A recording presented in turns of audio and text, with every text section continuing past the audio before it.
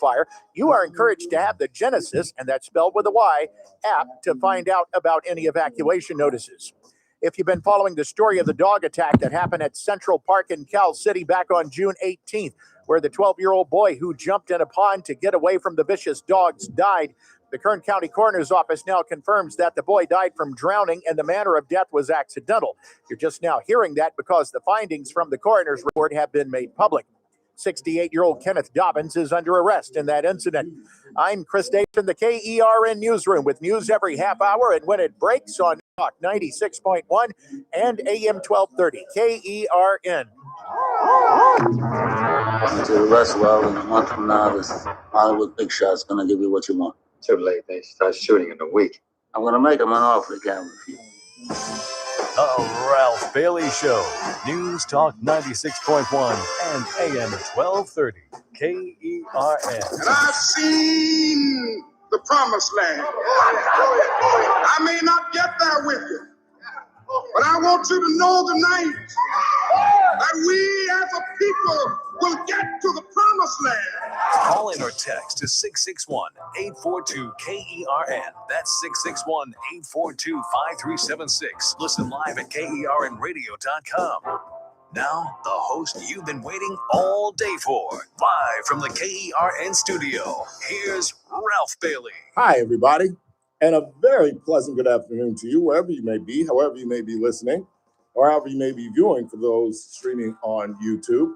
This is the Ralph Bailey Show on Newstalk 96.1, AM 1230, where we're streaming live at KERNradio.com. We got a busy show to start the week, my final week, before I go on vacation next Monday. And there's lots to do, lots to talk about coming off the weekend. The president has spoken once again. He is addressing rumors of shallow munitions. He's dealing with the next step in Iran. You will hear from the leader of the free world.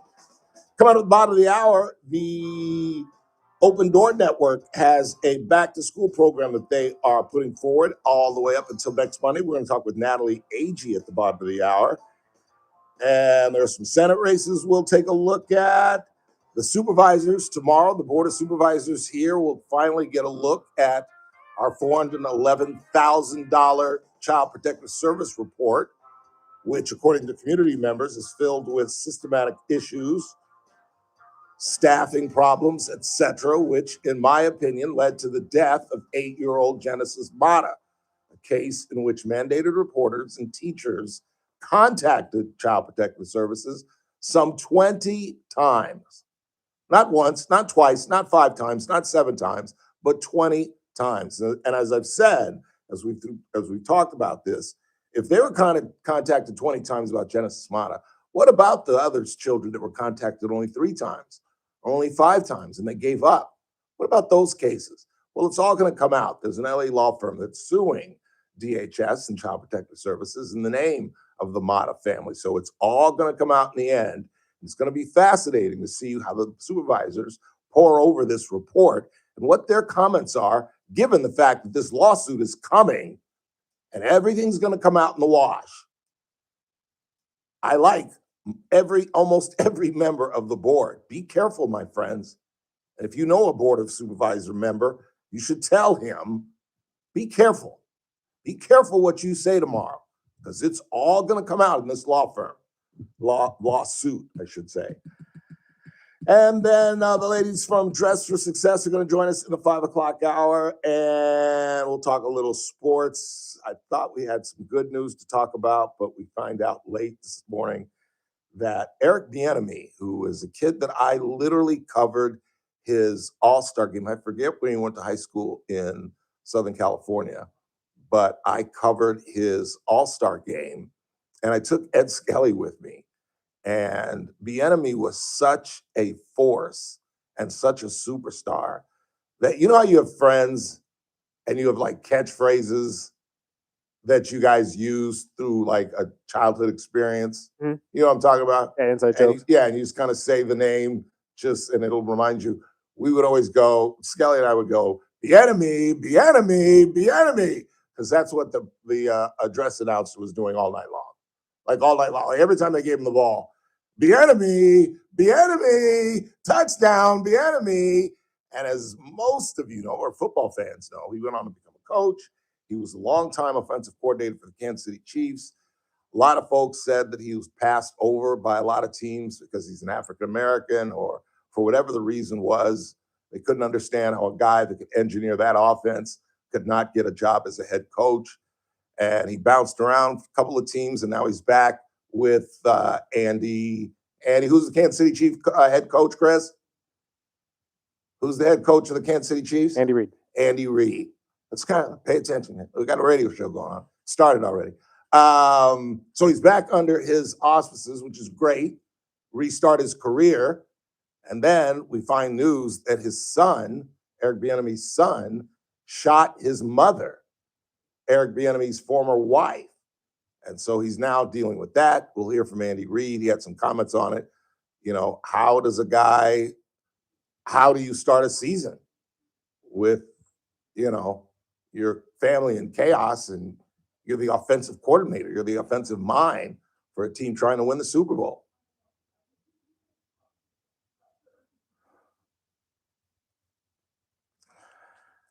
And other things are going on as well. The mega jackpot is up to $800 million. The Powerball jackpot is up to $633 billion. And the Dodgers are coming home, taking on the Seattle Mariners tomorrow. And the Boston Red Sox, the red-hot Boston Red Sox, are coming to town. This is after an incredibly successful road trip where we took 2 or 3 from Chris's Phils and 2 or 3 from New York, the Mets and the Yankees. 6-3 road trip. We take that every single time. Even though we got our ass kicked yesterday. But we begin with the president's address aboard Air Force One today, where I know you guys are tired of talking about it, probably tired of hearing me talk about it, but how do I not talk about it? This is war. I have 2, quote, cousins that are in the military and who could get sent to Iran in a heartbeat. And I think most of you know, I think the next phase is boots on the ground. The president has delayed what we read to you on Friday, this massive drop, which is not going to happen. I can tell you that right now. It's not going to happen. Why? Why would I say that? Why would I say that the president has once again, well, let's hear from the president on this. Where are my bites?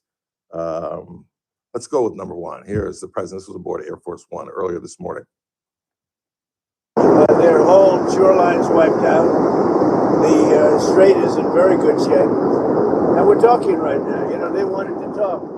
And people said, please don't shoot last night, the night before, 2 nights. Don't do it. We're having good talks. So we'll see what happens. I think there's a good chance that something could happen. And if it does, good. If it doesn't, we go back to doing what we were doing 2 days ago. It's just not going to happen. How many times have we gone through this? Is it Groundhog Day, or is it just me? Where we build up to a massive destruction of Iran, and then all of a sudden, the last minute, we back off. And he proclaims that the Iranians are begging for a deal. Like, how many times are we going to go through this? And it's just disheartening and frightening, to be honest. Because, again, I think the only way this thing ends is us ending it. One way or the other, and bombardment isn't going to do it, so let's just cut and run. Let's just cut and run. Because time is on their side. We are now within 100 days of the midterms. Within 100 days. And you can't, and I'm going to do it again, you got to play it straight. I can't tell Chris Burdick, I'm going to punch you in the face so hard, I'm going to knock you out. And I punch him in the face, and he stands there and goes, now what, Ralph? Now what? I've lost all leverage. Now what am I going to do? I've hit him with my best shot, and he's standing there looking me in the face. We've hit the Iranians with all we've got, just about, because now there's a debate on munitions. Here's the president on reports and why anybody at this administration is talking about munitions, why the president is letting Iran, China, Russia know what our munition situation is. I have no idea, but nevertheless, here's the president of the United States. We have plenty. We have a lot of ammunition, different types. Biden gave a lot to Ukraine. And so we're building that up. But we have a lot. We have a lot of the mid-level stuff too. I mean, more than we could ever use, no matter what. But we have a lot. I'd like to have more, to be honest. But so much was given to Ukraine by Biden. When I left, the cupboards were full. When I came here with Obama, he didn't buy ammunition. We had very little. And I got it built.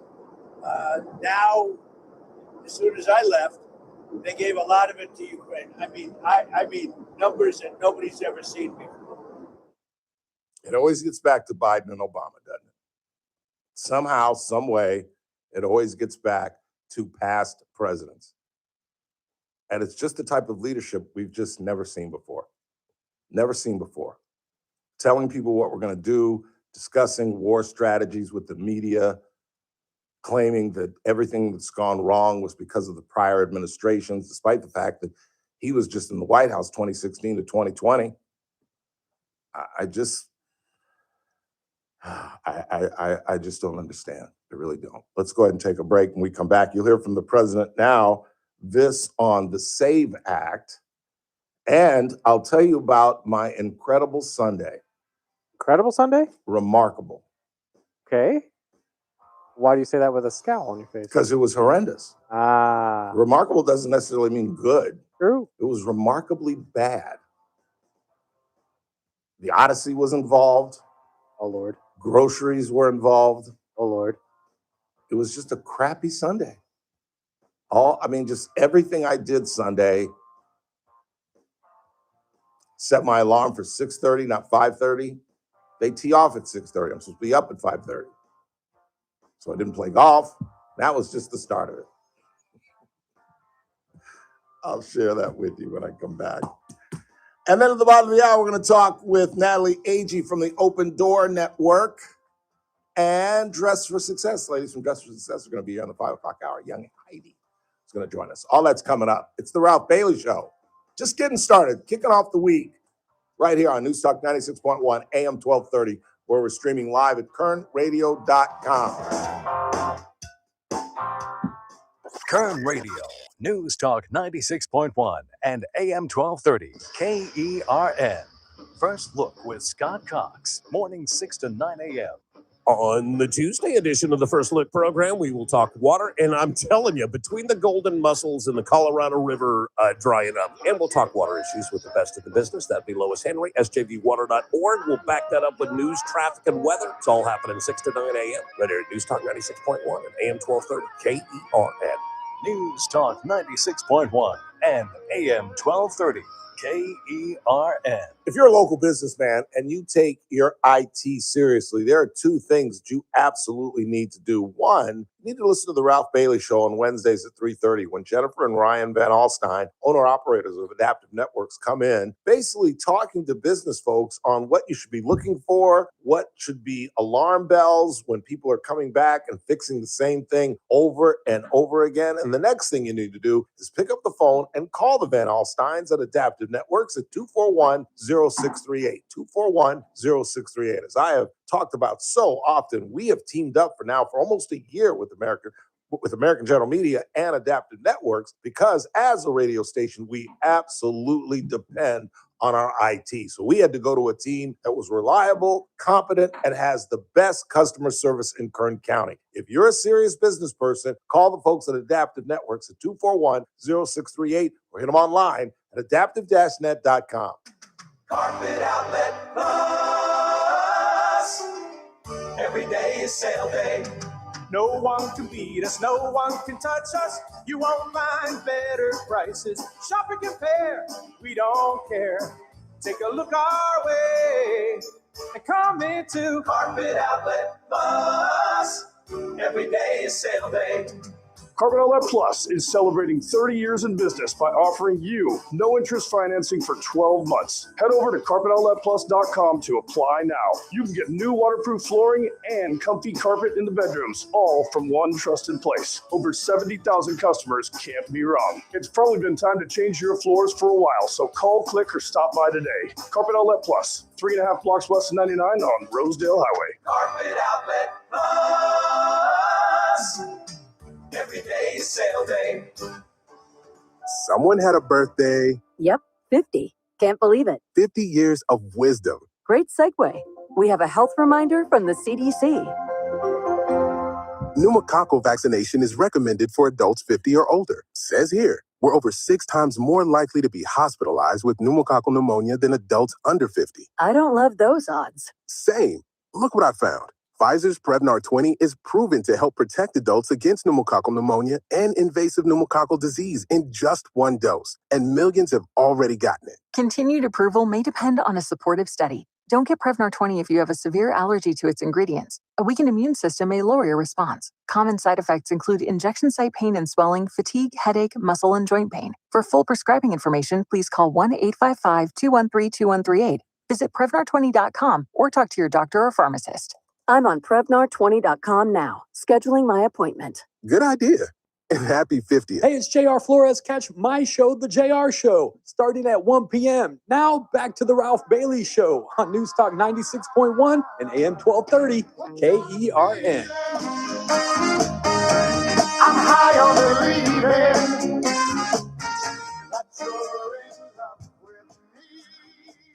So I missed, I played golf on Friday, so I didn't have to play on Saturday. It was kind of cool that I'd already played 18. I could play 36 on Sunday and not have to get up and play on Saturday. And so I just kind of kicked it at the house, watched the Dodger game, boop, boop, boop. And Sunday, I was going to play, but the fellas that I played with on Sunday tee off at 6:20 in the morning, which means I'm in the shower at 5:30. I'm out of the house at 10 to 6 on a Sunday morning. And that's, you know, I just can't consistently do that. I just can't. I cannot. It seems blasphemous to me to be in a car at 6 in the morning on a Saturday, on a Sunday morning, even on a Saturday for that matter. Like 7:30, 8:30, 9:30, that's a great tee time. 6:20, that hour makes a lot of difference. So I'm off to a bad start. So I'm watching the Dodger game. And at around 2 o'clock, I figure, why not go see the Odyssey? And despite what my producer and Mr. Bentley think, Grandpa figured it out. And I bought a ticket for the 5:15 show. Look, man, all I got to say is you were asking me about it, so I didn't know you were going to be able to. So I figured it out. Or maybe I didn't. I don't know. Maybe it was my fault. I don't know. So at 4 o'clock, like 3:45, I ordered some groceries from Albertsons. And it's never taken an hour to get any order, even a grocery store order, which is obviously the longest because there's shopping involved. And it's about a half hour, 45-minute ordeal. And now it's been an hour, it's 4:45, and I need to get out of the house. I gotta be at the Valley Plaza by 5:15. So I tell the guy, look, here's the code. You're gonna have to leave these at my door. And he says, well, there's been a problem. I picked up the wrong groceries and I don't know what to do. I'm talking to Uber now. And I'm like, well, I'm out the door. Whatever you get, leave it at my door. Here's the security code at the front gate. I get halfway to the theater and they say, well, it's done. This is what you're gonna have to do to get a refund. And it did take Grandpa 2 days to figure that out. I didn't figure that out until like this morning. It took me 2 days. So I'm getting my money back. So it wasn't that bad a Sunday. And I get to the theater at about 5:20. So I'm thinking, well, you know, boop, boop, boop. What do they call previews, etc. No movie starts at 5:15. So then I order some food. I'm starving. I haven't eaten. I think I had breakfast, but I haven't eaten. It's 5 o'clock. I haven't eaten. So I'm going to get a hot dog and a beer and some popcorn. Well, you can't order the small or the medium. We don't have the large, the medium or the small. You have to order the barrel. And then the kid says, but if you buy the barrel, we'll give you your choice of candy, which is exactly what a 63-year-old pre-diabetic needs. Butterfingers. And I'm like, I don't want the candy and I don't want give me the tub and give me the hot dog. And that'll be like $21. And the hot dog was literally smaller than my hand. Literally. I took 2 bites of the hot dog and it was through. So I go into the theater. It's 5:20, 5:23 exactly, because I looked at my clock and there's all kind of noise going on as I walk in. all kind of noise. Boom, and I sit down, and it's fairly crowded, not packed, but fairly crowded. And the guy sitting three seats next to me looks at me like I'm a freaking Martian. And everybody's settled in, and I'm the only one eating, and I'm like, huh. And it's the pivotal point in the film. It's the Battle of Troy. And I'm thinking, well, maybe it's a Christopher Nolan picture. It's an epic, and he demands that it starts at 5:15. And this is what I've missed in the 8 minutes. So now it's about 7 o'clock, and you can tell when a movie, have you seen it yet? Not yet, no. But you can tell when the movie's starting to wind down. And I can tell the movie is starting to wind down, and it ends at 7:15. And I'm like, this was a 3-hour movie. Are you kidding me? I go back to the girl, and I show her my ticket, and I said, I was sent to theater 14, and the movie just let out. And she looked at my ticket, and she said, oh, my God. I go, what? She goes, you were sent to the wrong theater. You were supposed to go to 12, which started at 5:15, and it's still going on for another hour. And I said, well, I've seen that hour. It's the first hour that I missed. And said, well, we got another one starting at 7:30. And I thought about, and I was like, no. And a nice black lady gave me my money back, which, by the way, as an old man, was only $9. There are some, I guess, good things about being close to death.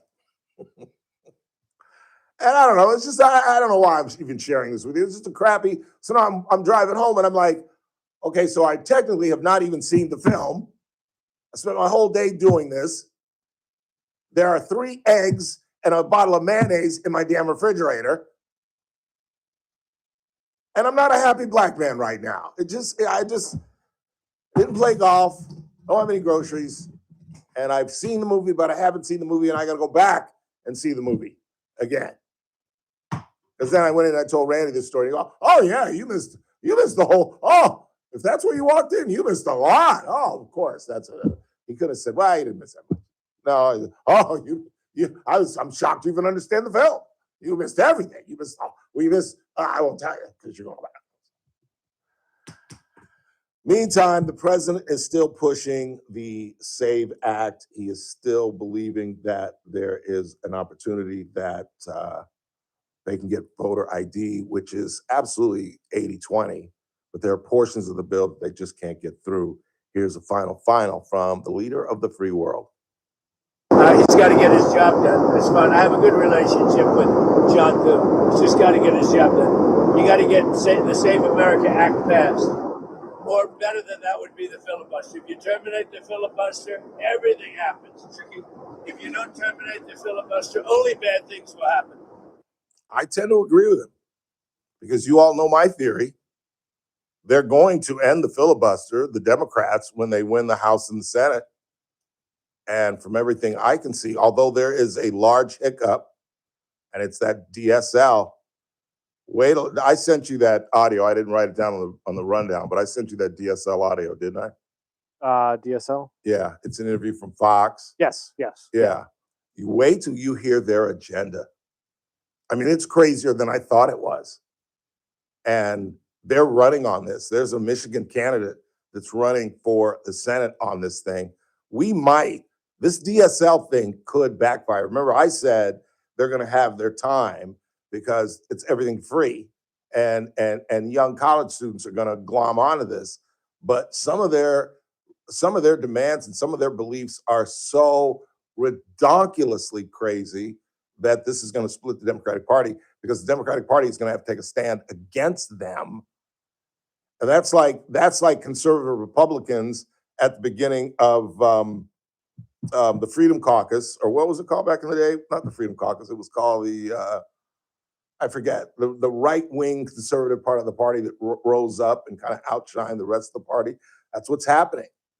And mainstream Democrats are going to have to make a decision between supporting these Senate candidates, these congressional candidates that are for no prisons, no borders, government taking over large companies. In fact, in the interview that you'll hear, when they questioned about that, the government taking over large billion-dollar companies? The young lady says, oh, absolutely. You know what they call that, don't you? That's not socialism. That's communism, pure and simple. And now the Democrats find themselves in a very difficult spot where the DSL is going to split the party because there's no Democrat that I know of that can, other than Bernie Sanders and AOC, that can get behind these people. We'll take a quick time out, come right back and talk with the folks from the Open Door Network. Natalie Agee will join us next. Don't go anywhere.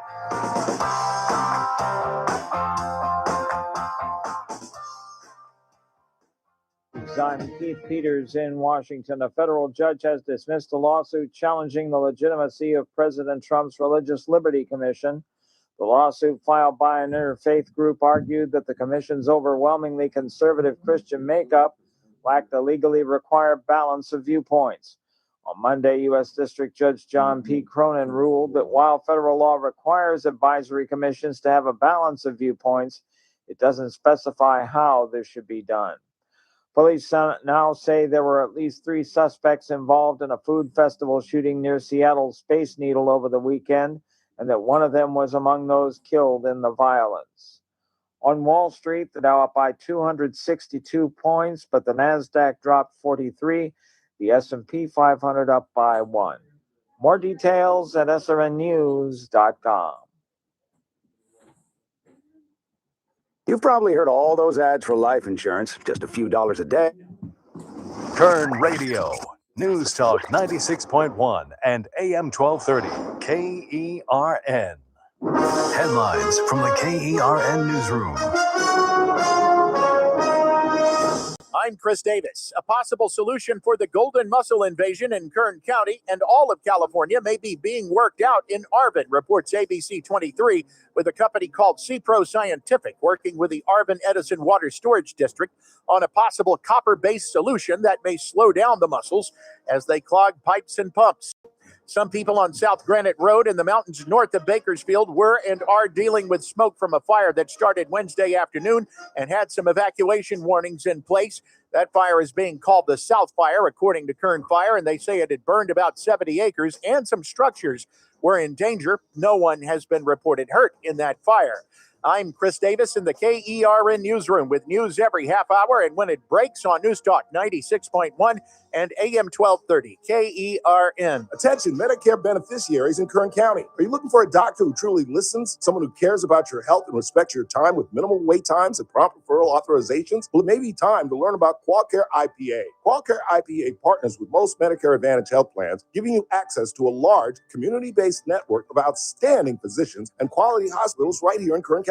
Local doctors, trusted hospitals, personalized care. Medicare Advantage plans offer benefits beyond original Medicare, but understanding your options for 2026 can feel overwhelming. That's where we can help. Call 661-554-4544 today to learn more about your Medicare Advantage choices. Our knowledgeable team is ready to help you understand your coverage options and make confident decisions about your care. Again, that's 661-554-4544. Get the information you need and the coverage you deserve. For accommodations of persons with special needs at meetings, call 661-554-4544, TTY 711. Maxwell in the morning. Good till the last mic drop. Federal appeals court ruled the New Jersey's assault weapon law barring possession of a semi-automatic rifle is unconstitutional. The first time a federal appeals court has ruled that a state's assault weapons ban violated the U.S. Constitution's Second Amendment. So this could be a huge one for here in California. Things could be changing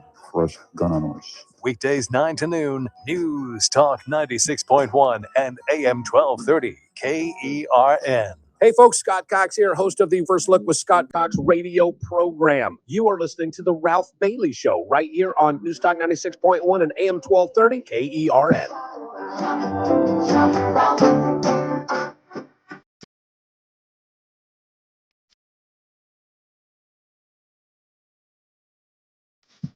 Eight 537 KERN coming up. Talk about the supervisors meeting tomorrow. They're going to get the report that we've already paid for, $411,000 we paid for the San Diego company SBI. to tell us in the wake of Genesis Mata's death how to deal with our children. And again, remember, there's an LA law firm that's representing the Mata family that's going to sue the county, and we're going to end up writing a 7-figure check to these people because, in my opinion, you're failing. You're failing. 20 times that department was told about the problem with Genesis Mata by school teachers and mandated reporters, and they did absolutely nothing. We'll talk about that. And we're talking about Dress for Success coming up in the 5 o'clock hour. But as those of you who are streaming on YouTube can see, Natalie Agee is with me. She's with the Open Door Network. She is the donor. I can't read my own writing. Natalie, what is your title? Donor Relations Specialist. That's correct. And it's back to school time, and the Open Door Network is incredibly busy. Tell us what you guys are up to. We are so busy right now. We're right in the middle of our back to school drive where we help our students that are in our shelters prepare for their upcoming school year. Yeah, that's one thing that we kind of, I think, ignore when we think of shelters. Right. The fact that there are families there and there are children there and they have to go to school and they need all the necessities that their parents may not be able to provide for them. And that's what you all are trying to do. They still have to go to their public schools and they're going to be there with their peers who have a lot more than they do. And we want to help them get ready for their school year and have everything that they need for their upcoming school year so they can walk in there with confidence. How can folks help out? So we have multiple drop-off locations that you can donate school supplies, hygiene items, new packs of underwear and socks. A lot of people don't think about that, but our kids really need new underwear and socks. So like notebooks, pencils, backpacks, gently used clothing, gently used shoes. Those can all be dropped off anytime from now until in our locations that are in Bank of America. We have 3 Bank of America locations. That's Ming, California, and Coffee Road. And then they can also drop off downtown at KGET or our offices all the way up until August 7th. August 7th? Yes. Okay. So the Bank of America and the KGET locations will close August 2nd. On Monday. And then our office will be receiving donations all the way up until our drive, which is August 8th. End of next week. Yes. That's outstanding. Yeah. That really is. What is most needed? Is it like socks? Yeah, underwear, hygiene we stuff? typically do a separate hygiene drive, and we chose to forego that this year and kind of combine them all into one. So hygiene items are super important. And then the new underwear and socks, and then the gently used clothing and shoes are also really important. Yeah. How many? We're talking with Natalie Agee from the Open Door Network. How many people are we talking about? How many children are we talking about? We actually have quite a few children. We have anywhere from like 100 children at any given time. We have a lot of students in different shelters, and then age ranges all the way from like kindergarten all the way to like seniors in high school. Wow. Yeah. How do they navigate school from the shelter? They typically get on buses and then they're bused to their school locations, but they do go to like normal schools and public schools and things like that. Yeah. Yeah.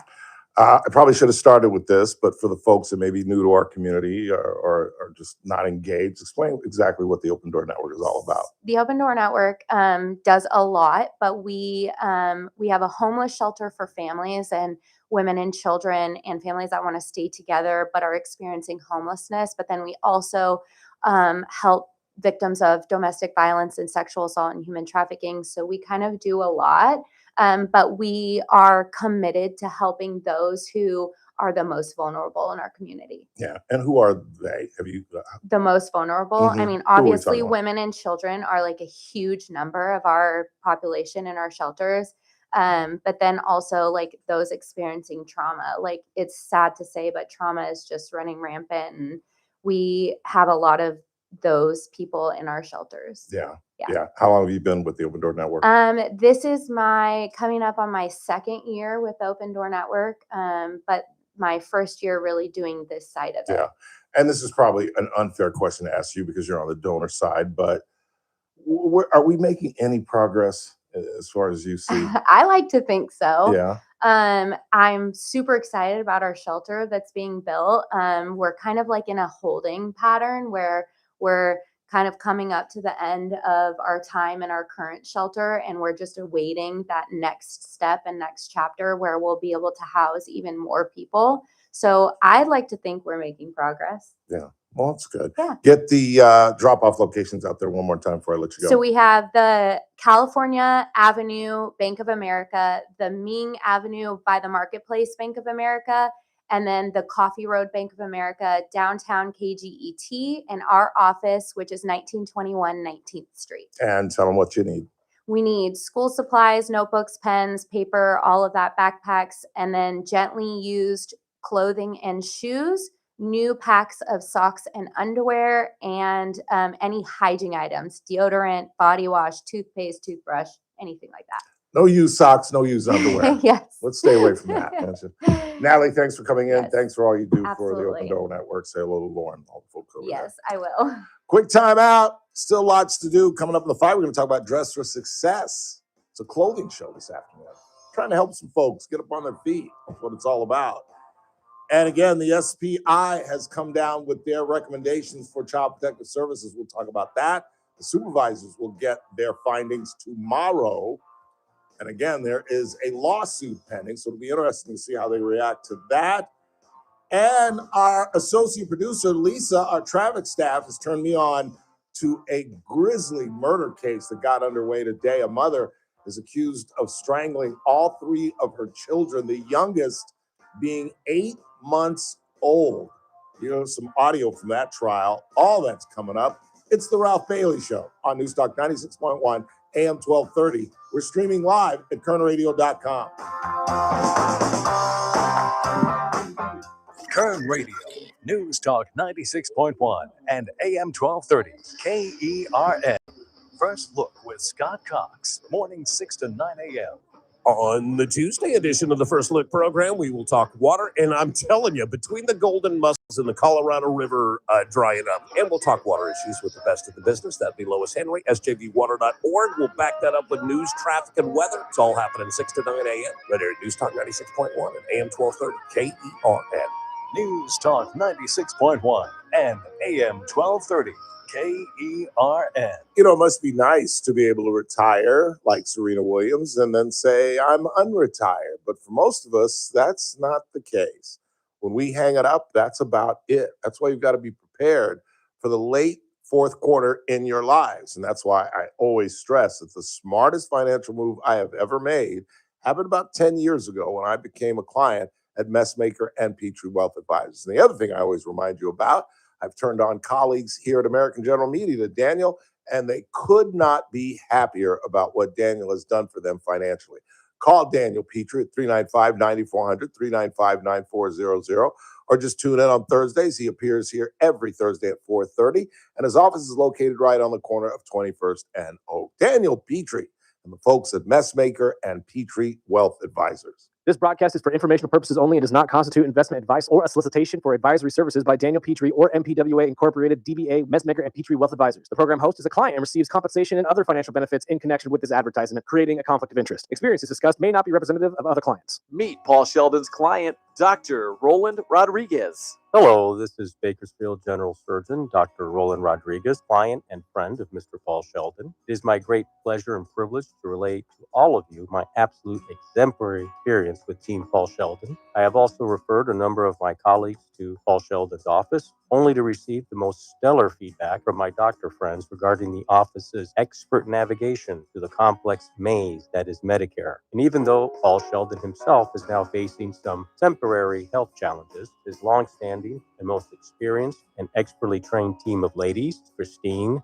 Kelly, and Lynn, continue to masterfully guide the clients through the complicated world of Medicare. You most definitely could not possibly do any better than to reach out to Paul Sheldon several months before turning 65. Thank you. When Medicare matters, our team has the answer.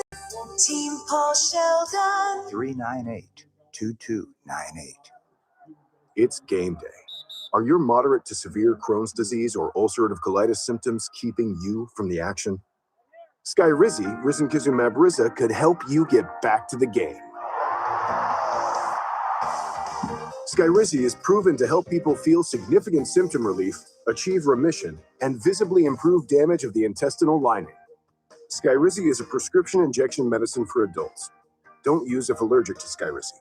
Serious allergic reactions, increased infections, or lower ability to fight them may occur. Before treatment, get checked for infections and tuberculosis. Tell your doctor about any flu-like symptoms or vaccines. Liver problems leading to hospitalization may occur when treated for Crohn's or ulcerative colitis. Control is everything to me. Ask your doctor about Skyrizi, the #1 prescribed biologic in Crohn's and ulcerative colitis combined. Learn more at skyrizi.com or 1-866-SKYRIZI. Hey, it's JR Flores. Catch my show, The JR Show, starting at 1 p.m. Now back to the Ralph Bailey Show on News Talk 96.1 and AM 1230 KERN. This is not a one-night stand.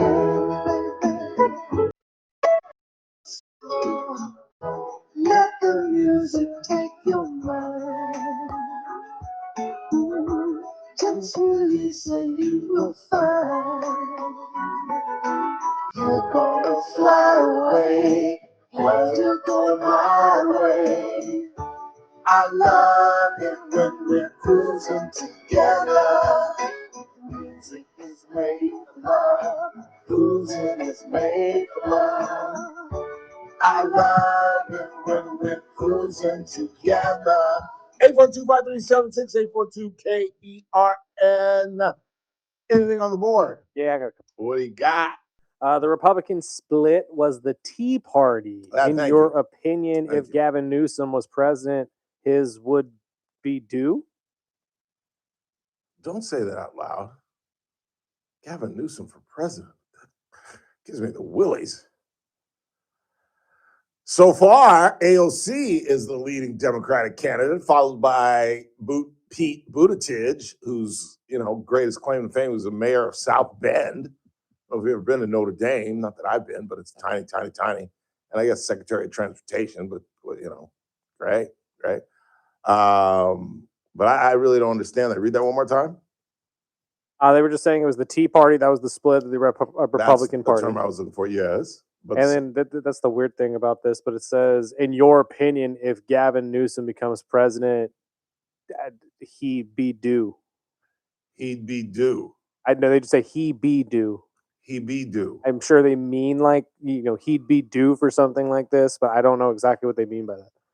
Well, I mean, we made allusion to the president calling for John Thune to get rid of the filibuster for fear that that's exactly what they're going to do. And there's a freckle-faced African-American radio talk show host who's been telling you that for about a year now. That's exactly what the Democrats want to do, because the main reason, and there are many, many reasons not to, and it's many, because we've tried this before. We did this before, and it didn't work because it's tete-a-tete. Because there's no party stays in power for 8, 12, 16 years. This isn't Franklin Roosevelt in the 1940s. So that means if you get rid of the filibuster, for however long, you have absolute control, because all you need is a simple majority in the Senate to get stuff passed. You get a majority in the House, you get 50 or 51 in the Senate, it's law. But the same thing can happen on the other side. You have another term go by and it flips, and now everything goes kaplooey. Now, the only reason the Democrats are willing to roll the dice with this is because they are just absolutely pulling their hair out about this 6-3 majority. That is, I mean, I've thrown in the fact that they want to make DC and Puerto Rico a state, but that's small potatoes, as Hyman Roth said in Godfather 2. That's small potatoes. This is the deal, the Supreme Court, and getting rid of what is considered the Trump court and the 3 members that he put on there: Brett Kavanaugh, Neil Gorsuch, and Amy Coney Barrett. What else you got? At this point, just wait for it to come out on streaming. I agree with that. No, I want to see it. I want to see it on the big thing. And Randy also told me he doesn't think I was in an IMAX theater. Probably not. You'd know if it was IMAX theater. Yeah, it did not look any different than any other theater. Wait, first and foremost, which one did you go to? You went to the Valley Plaza, correct? Yeah. Okay. Did you actually buy a ticket for their IMAX theater? Because there are 2 separate showings on the list. There are 3, I believe. I don't know. I did it. So basically, I think I saw 3 different theaters. I thought maybe possible. But one specifically says IMAX. I'll show it to you during the break or something, but we'll figure this out. But I'll show you my ticket. I still got my ticket on my email. I don't know, but I was sent to the wrong theater. So even if I bought an IMAX thing, I got sent The to a wrong theater. non-IMAX theater. But I agree with Randy. If you got sent to just like a 14 and then the other one was a 12, Yeah.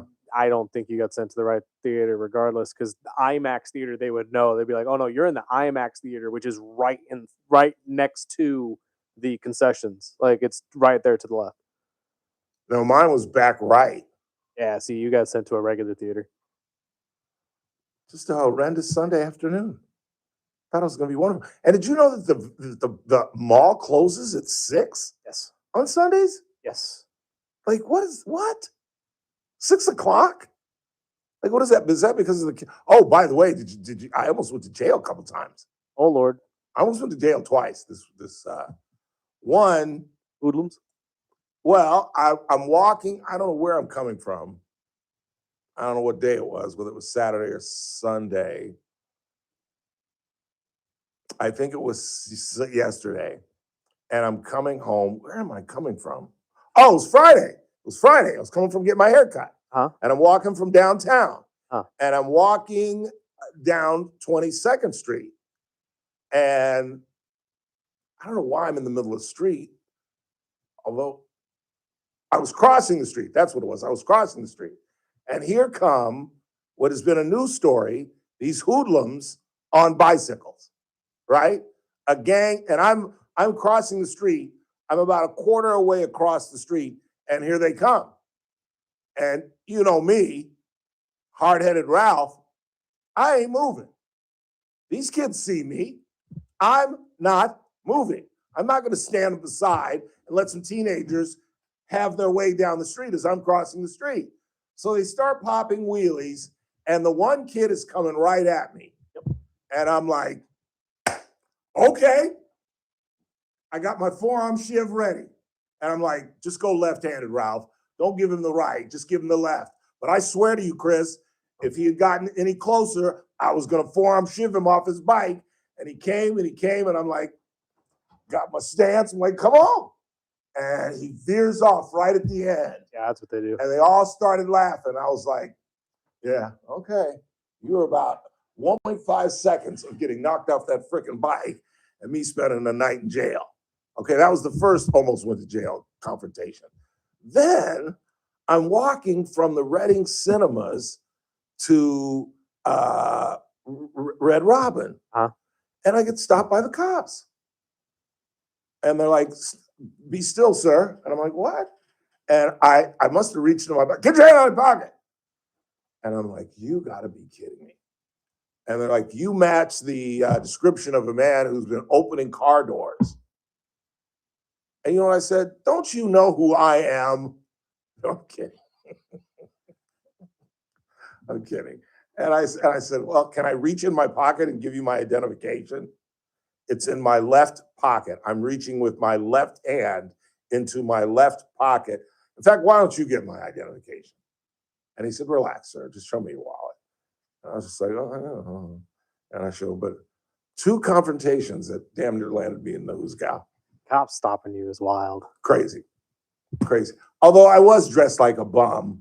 I was dressed in a dirty, the jersey I wore Friday, which was filthy.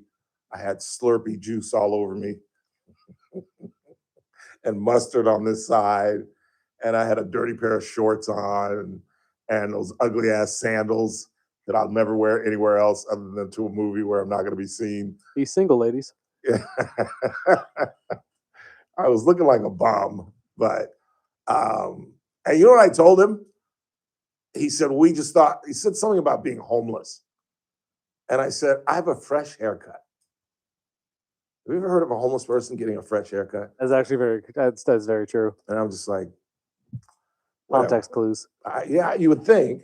I mean, do I really look that bummy?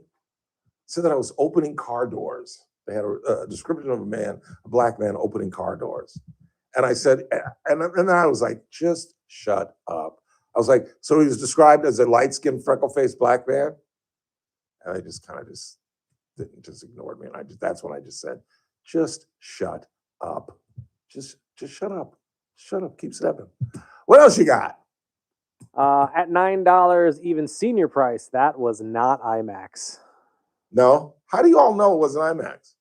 Honestly, I think he's right too, because it is it is a more expensive ticket. Not by Oh, much, is it but really? Well, I'm a senior though. I got a senior discount. That's why It still would be more than $9. Yeah.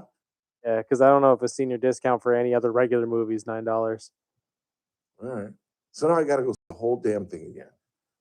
And I'm really tempted. I want to go like tonight. I don't want to go like next week. I've got this thing fresh in my mind. And when I go see it again, do I cut out once they go to Troy? No. Like my Stay dad. the whole way. Like my dad did to me. I've told you that. The first motion picture I ever saw in a theater, my dad took me. It was 1969, living in Queens, and he took me to see On Her Majesty's Secret Service. My dad was a Bond freak, and this was the only one of the few Bonds of that era that didn't have Sean Connery in it. He'd come back later, but George Lazenby did this one. It was a really good one, actually, with Telly Savalas and Diana Rigg, who I had a huge crush on because I used to watch the Avengers with my dad. And so we're 10 minutes late. We walk into the film 10 minutes late. Those are the only two movies I've ever been late to. This one yesterday and the one with my dad 50 years ago. And so the movie ends. I won't blow it for you, although you're never going to see it. Bond gets married and Telly Savalas kills Diana Rigg on their honeymoon. Sorry. And so the movie ends, credits run, and I start to get up. And my dad says, "Where are you going?" I said, "The movie's over." They said, "Well, we missed the first 15 minutes. And I was like, "Oh, cool. We get to see it again." Because we used to do that as kids, although this was my first film. Chris Williams and I watched The Sting twice. It ended, and we were like, "Damn, that was good. Want to see it again?" "We got time. Let's see it again." And we just stayed and saw it again. So the movie starts. My dad and I are watching. It's the beginning of On Her Majesty's Secret Service. And it gets right to the point where we walked in. And my dad's like, "All right, let's go." And we left. I'm like, "We don't get to see the whole thing again?" "Why? We saw it. This is just the first." "So you're saying I should watch the whole damn thing again?" It was the portion that I saw was exciting. I walked in at the crux of the movie, like I said, when they're bringing in the Trojan horse, has become a very famous analogy in world society. And it was stupid of me to think that I was just 8 minutes late, that they already got to Troy 8 minutes into the film. That was stupid. And the way the kid next to me looked at me like, "What are you doing here?" And then I looked around and everybody's relaxed. Their popcorn's half filled. I'm the only one in the theater eating. I'm just like, what the hell's going on? Everybody, 8 minutes? No, I missed an hour and 8 minutes. What are you going to do? One more, and let's try to get into the 4. Ralph, you're looking sharp, giving Miami vibes. Benefits of watching on YouTube. I'm looking sharp? Thank Like you. to get up. Oh, thank you. God, I hope is that a woman? She leave a number? I have a number. I'm available these days. Kind of, sort of. Not really, kind of, sort of. I don't know what's going on with my social life. I'm supposed to be going out of town Monday, but I'm not certain. Maybe. And then there's the whole, God, I wish I could just vomit my whole life. It's very interesting, but it's not fair to other people. You know, that's not right. Anything else on the board for you? Nope, that's it. All right. Coming up at the 4 o'clock hour, we'll talk about the SPI situation. And then we'll get into, at some point, this mother accused of killing her 3 children. One was 5, one was 3, and one was 8 months old. I've never heard evil like that since Vincent Brothers. Remember Vincent Brothers, who extinguished his whole family, his mother-in-law, his estranged wife, and his 3 kids, and he put a gun to the head of a 6-month-old child. Killed them all on a Sunday afternoon after they had gotten back from church. And I had never thought I'd hear evil like that again. And wait till you hear the prosecution describe what this mother did to her 3 children. And the father testified today on the first day. I didn't get into that audio because I don't think it was relevant. He's an idiot because this woman had mental issues like at their marriage and had psychotic. She might get off We'll get into this in the 4 o'clock hour because she has a psychotic history where the father knew she wasn't right. But some people fall in love and they somehow think, I can change this person. Our love will make it through.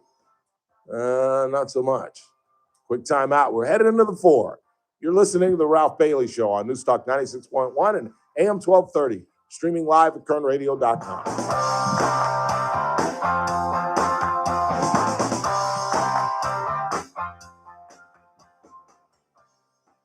Kern Radio, AM 1230, KERN, 96.1 FM, K241CI, Bakersfield, an American General Media station. Keith Peters in Washington. President Trump says the Senate should skip its August break and focus on passing a voting bill. SAVE Act has to be done. They shouldn't leave town. I'm not going to stop them from doing it, but they should get the SAVE Act done. If they don't get it done, it's going to be a very bad thing for the party. Senate Majority Leader John Thune said he would also like to see the SAVE Act pass, but it has not had enough support. We voted on it 2, 3, 4, 5 times already. Got it up on the floor for an extended period of time. So, but I'm still showing how this ends. What's the picture of victory at the end? But a small but vocal group of Republicans have joined Trump's call. Utah Senator Mike Lee escalated his pressure last week, saying it could affect leadership support after November.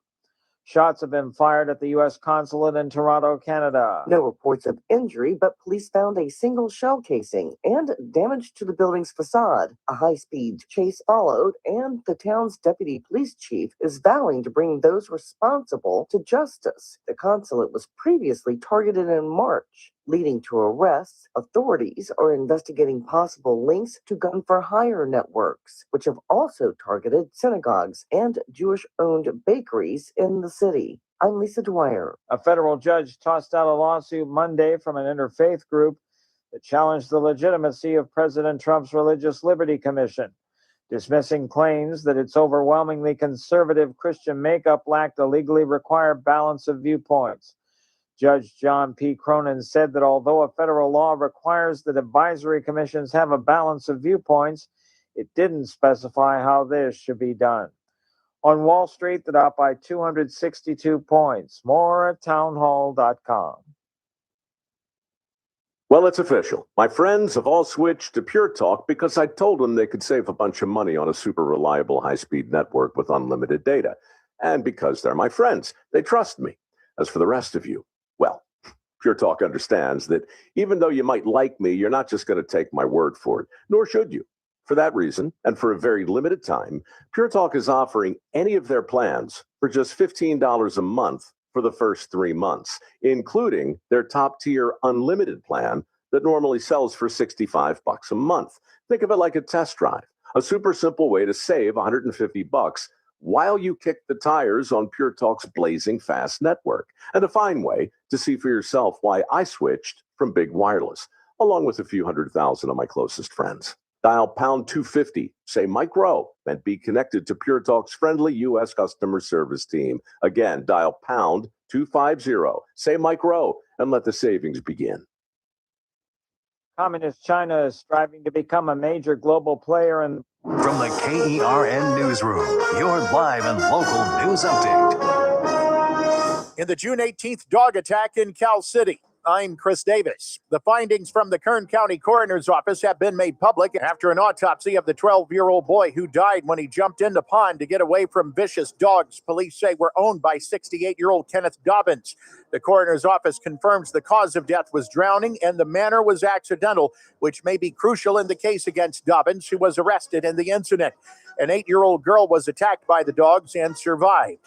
Some people on South Granite Road in the mountains north of Bakersfield were and are dealing with smoke from a fire that started Wednesday afternoon and had some evacuation warnings in place. And that fire is being called the South Fire, according to Kern Fire, and they say it had burned about 70 acres and some structures were in danger.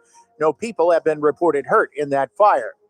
Golden mussels may end up costing California plenty, not only in money for repairs, but also in the way it can stop farms from getting water as they clog pipes and pumps. But one company, CPRO Scientific, working with the Arvin Edison Water Storage District, believes they may have found a way to control the mussels, and that involves a copper-based solution. Kern County has declared a state of emergency because of the mussels, but that has not been done statewide. Whoever would steal an AC during the summer, well, Bakersfield police would like to catch them, and that person is described as wearing a black shirt and shorts and was seen on Rosedale Highway, where police say the attempted theft happened June 18th. They are asking for tips. The average price for a gallon of regular in California is up to $5.56 this afternoon, reports Gas Buddy, with a national average now at $4.08, and oil back up at more than $90 per barrel. I'm Chris Davis in the KERN newsroom with news every half hour and when it breaks on News Talk 96.1 and AM 1230. KERN. To the rest, well, in a month from now, this Hollywood big shot's gonna give you what you want. Too late. They start shooting in a week. I'm gonna make him an offer he can't refuse. The Ralph Bailey Show. News Talk 96.1 and AM 1230. KERN. And I've seen the promised land. I may not get there with you, but I want you to know tonight that we as a people will get to the promised land. Call in or text to 661-842-KERN. That's 661-842-5376. Listen live at KERNradio.com. Now, the host you've been waiting all day for. Live from the KERN studio, here's Ralph Bailey. Hour 2 of the broadcast on this Monday, 27th day of July. We are almost through the summer. August fast approaching. Your kids will be back in school. I didn't know your kids go back to school like in a couple of weeks, mid-August.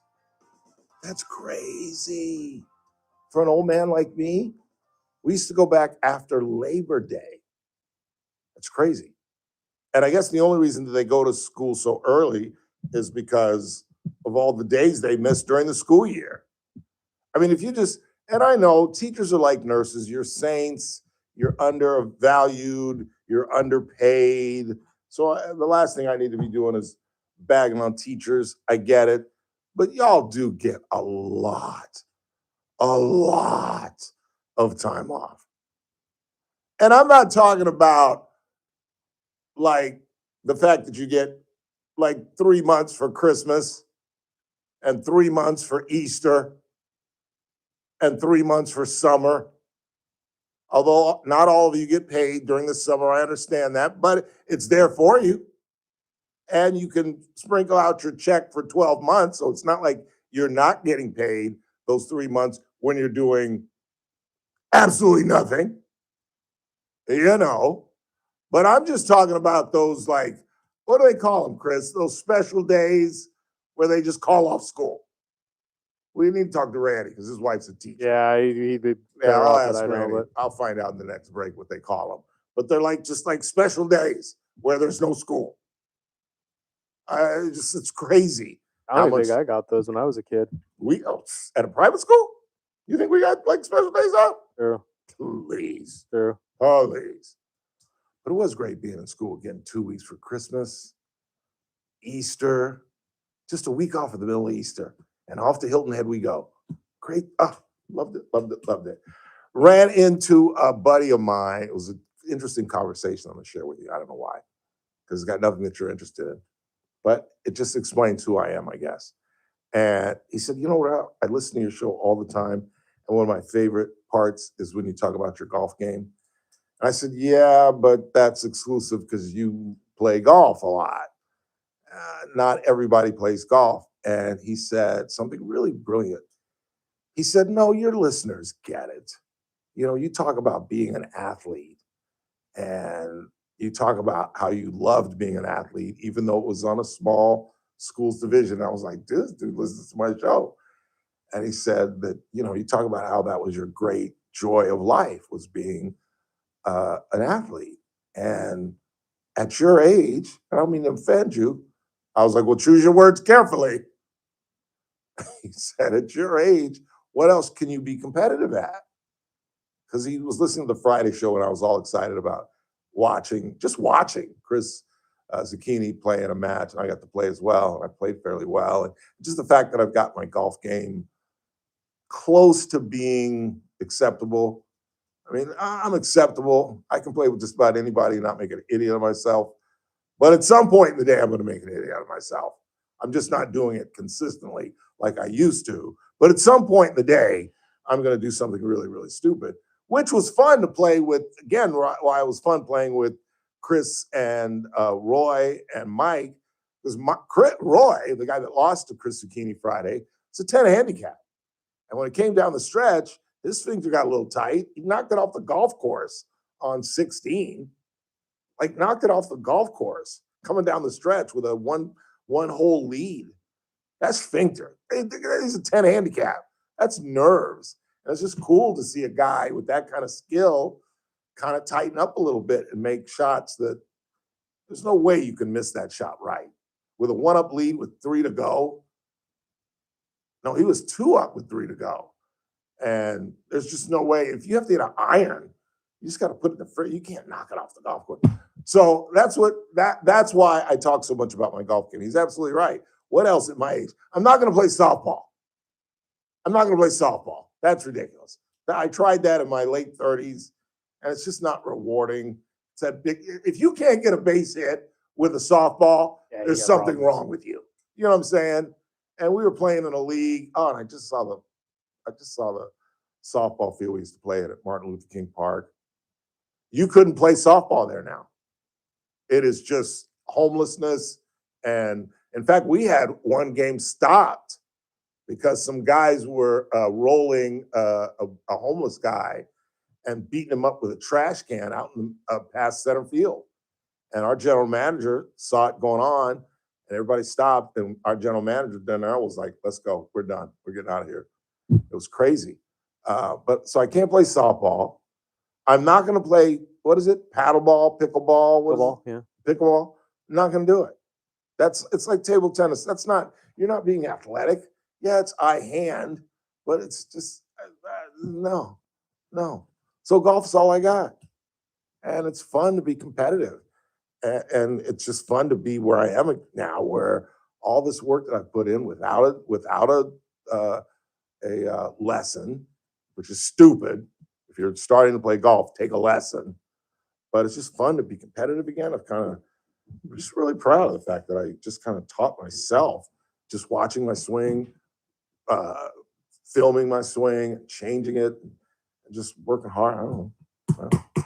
842-536, our phone at 842-KERN. And so there are a couple of Senate races that are now up for grabs. That South Carolina Senate race is now something that Democrats are starting to look at, because Lindsey Graham's sister is, in fact, going to run for that seat permanently. She had stated that she was just going to be a caretaker for her late brother and just see it out through November. But she wants to run now and is going to do so. That now puts South Carolina somewhat in play. I think Lindsey Graham was popular enough, and I think Democrats have blown the black vote with this new Democratic Socialist thing. So we'll see what happens there. The big story is also coming out of Kentucky, where Mitch McConnell still has yet to be heard from. He's released yet another picture, him and his wife, put him in a shirt, make him look like he's coherent. But the reality is he's in rehab. I did not know that Mitch McConnell suffered from childhood polio. So he's obviously having some problems with his legs. And he had a fall back in 2023. Then he had those frozen moments where he was literally could not speak. And, obviously that's kind of connected to having some kind of stroke. And now he is in rehab, and obviously that means he's undergoing physical therapy and he's having problems walking. Here's the issue. I am siding, however, with the McConnell people, because here's what you need to know. If Mitch McConnell resigns before next Monday, there has to be a special election. And that's money out of the Commonwealth of Kentucky's coffers. if he resigns after my birthday on Tuesday or later in August, then there is no special election. So that's essentially why they've gone undercover. They've handled this incredibly badly. You really could have been almost direct and say, Mr. McConnell is under the weather. He's rehabbing, but he's going to hang on until the August 3rd deadline. We don't want to put extra burden on the coffers of the Commonwealth of Kentucky, and we're trying to avoid, to be honest, a special election. Now, Mitch McConnell should have retired years ago, literally, and now some are bringing up the discussion again of term limits or perhaps even an age limit. You just can't do that. There's no way you can do an age limit because, you know, I've met 100-year-old men who have the mental capacity of an 80-year-old man. I've met 80-year-old men, or I have an 83-year-old mother who has the mental capacity of a 60-year-old. I know 63-year-old men who have the mental capacity of a 75-year-old. Wait, I went the wrong way. I was talking about me. But you see what I'm saying? You can't. How in the world can you how can you compare Donald Trump, who is younger than Joe Biden, to Joe Biden? And yes, Donald is slipping. I'm trying to avoid alluding to the White House Correspondents' Dinner. Anybody see that? I'm sorry. And I don't know why I'm going here, but the man is a buffoon. He really is. What he did Friday night, the weekend's event saved Donald Trump because we're talking about Iran and we're not talking about the White House Correspondents' Dinner, but in my own self-destructive way, I had to bring it up, didn't I? Because he's just a buffoon. He's just an absolute buffoon. I'm going to play the audio. Let's take a break. I'm going to come back and play the audio for you. It's just, I know I shouldn't go here, but Caitlin Collins is one of the best reporters in the country. And journalism, particularly broadcast journalism, is one of the most difficult jobs to become elite. Why? Why? How can you say that, Ralph? How is it any different from any other job? Because it's incredibly subjective. You've got to get at a very young age, at a very large market size, a general manager that believes in you to get you to the next level, and then the next level, and then to get into a top 10, top 15, top 20 market is incredibly difficult. Incredibly difficult. But to get to the national level, well, she was awarded a prestigious award by the Press Club on Friday night. And I'll show you how the President of the United States handled it and why I'm calling him an absolute buffoon. Because no matter what you think of Caitlin Collins, and trust me, I'm going to say this again, I know more about journalism than most of you, unless it's Jim Scott, who I saw on the golf course the other day. I was literally, did I tell you the story? I was literally about to pull it back. He was on the other fairway, and he stopped, and all I heard was, oh, I got to see this. And I thought it was a listener. I didn't know it was Jim. I thought it was a listener. And thank God, I absolutely piped it. I piped because I wanted them to know that I piped it. So this is what I did. Oh, I can't wait to see this. Just picked up my tee and walked off. Oh, hey, Jim, how you doing? Didn't even look at it. Didn't even look at it because I knew it was piped. I was like, that's right. That's right. Oh, hey, Jim, how you doing? See that? About 250. 250. I'm hitting the balls in places I have not been in 10 years. Quick timeout. We'll hear from the president coming up at the bottom of the hour. I've been procrastinating. I don't want to talk about this story, but it's a grisly murder scene where a mother is on trial for killing her 3 children, ages 5, 3, and 8 months. That's all coming up, unfortunately. On the Ralph Bailey Show, right here on Newstalk 6.1 AM 1230. We're streaming live at kernradio.com. Kern Radio Luigi's. and AM 1230 KERN. Maxwell in the morning. Good till the last mic drop. A educational conversation between J.D. Vance and Bill Maher. This is the opportunity. This is the door that's been opened. You got 13 members now of the Democrat Party that's saying, hey, we like capitalism. And this is the opportunity for other Democrats that agree with Bill Maher that let's take our party back and let's get off this road to socialism. Weekdays 9 to noon. News Talk 96.1 and AM 1230. KERN. Are you a foodie? You like playing around in the kitchen? Well, you've got to check out on Instagram Luigi's Restaurant and Old World Delicatessen vignettes. Tiny little vignettes, many of them with Gino showing you how to cook different dishes with some of the elements that are in the delicatessen.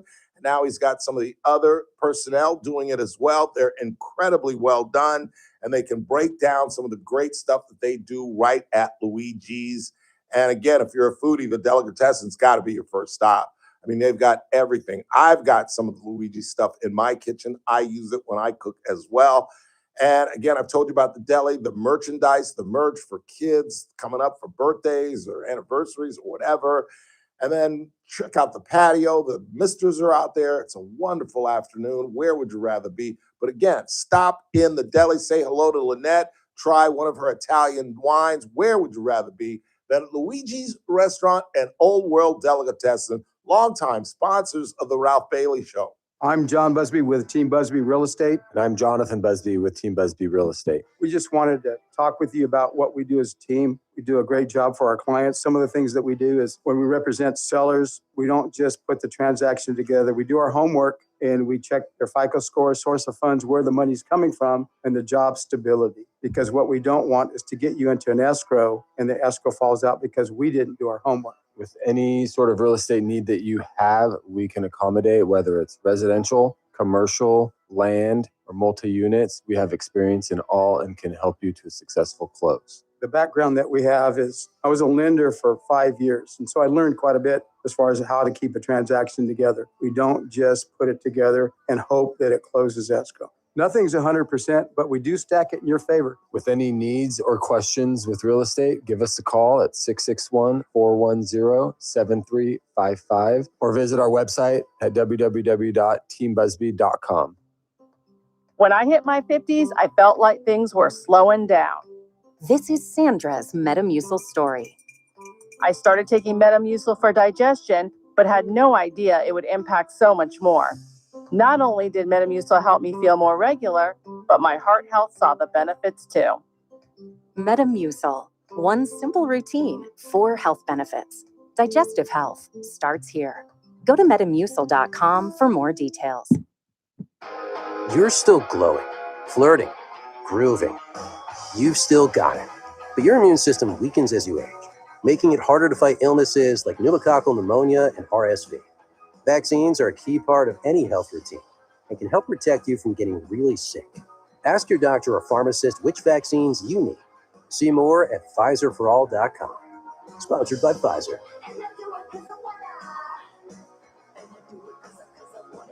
Hey folks, Scott Cox here, host of the First Look with Scott Cox radio program. You are listening to the Ralph Bailey Show right here on News Talk 96.1 and AM 1230 KERN.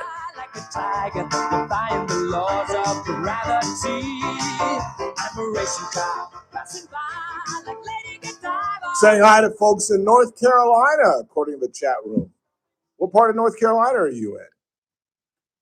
I spent about a week in Winston-Salem, where Rhonda Lynn Killen's grandmother stayed. The Tri-City area, isn't that Winston-Salem and I gotta figure out where the other two cities, but it's part of a little Tri-City area in North Carolina. Not a big fan of North Carolina. I'm a South Carolina boy. Hilton Head, Charleston, Columbia, Beaufort, South Carolina, Fusk, Hilton Head. That's what I'm talking about. So as I was talking about, Caitlin Collins got an award from her peers at the White House Correspondents' Dinner. And again, no matter what you think of Caitlin Collins, no matter what you think of CNN, this is somebody's grandchild. She's a young woman. She's probably not even 35 years old.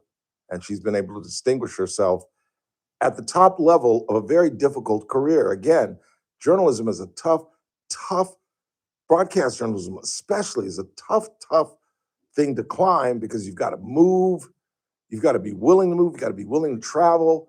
You got to be willing to go on assignments on planes and travel and blah, blah, blah, blah, blah. And it's so competitive. Everybody, particularly now in the 21st century, everybody wants to be on television. Everybody. That's why I think television journalism has sunk, because a lot of these kids that are coming up don't really want to be journalists. They just think they're cute and they want to be on television. There's a big, big difference. But nevertheless, here she is on national television. She's getting an award. You know, everybody that she knows, think about it, when you become a national figure. This girl's from Alabama. Let's say I had become a national figure somehow, and I'm on CNN. Everybody you know sees you. Everybody you've ever met is like, damn, that's Ralph Bailey. I went to Joe A. Gonzalez Elementary with him in Cerritos. And this is what the leader of the free world said about Caitlin Collins and her receiving this award.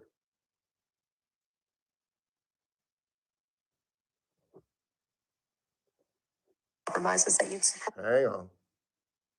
But I want to personally congratulate CNN's Caitlin Collins on receiving her award. It was all about me. It's a fake. She shouldn't get the award. It was a fake, but I didn't mind. I said, Caitlin, congratulations. But it was fake. There's no question about it. But she's a young, attractive woman. She never smiles. I said, Caitlin, do you have a smile? Smile. You have a nice position. You're at CNN Fake News. You should be a happy person. So smile, Caitlin. Just smile. But we attack, and I thought Caitlin had really made it big with a major new sponsorship. But then I informed her that it wasn't her on the Bud Light can. It was Dylan Mulvaney.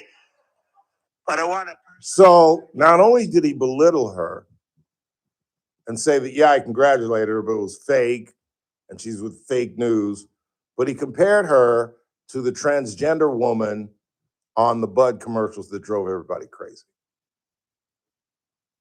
Again, that's somebody's daughter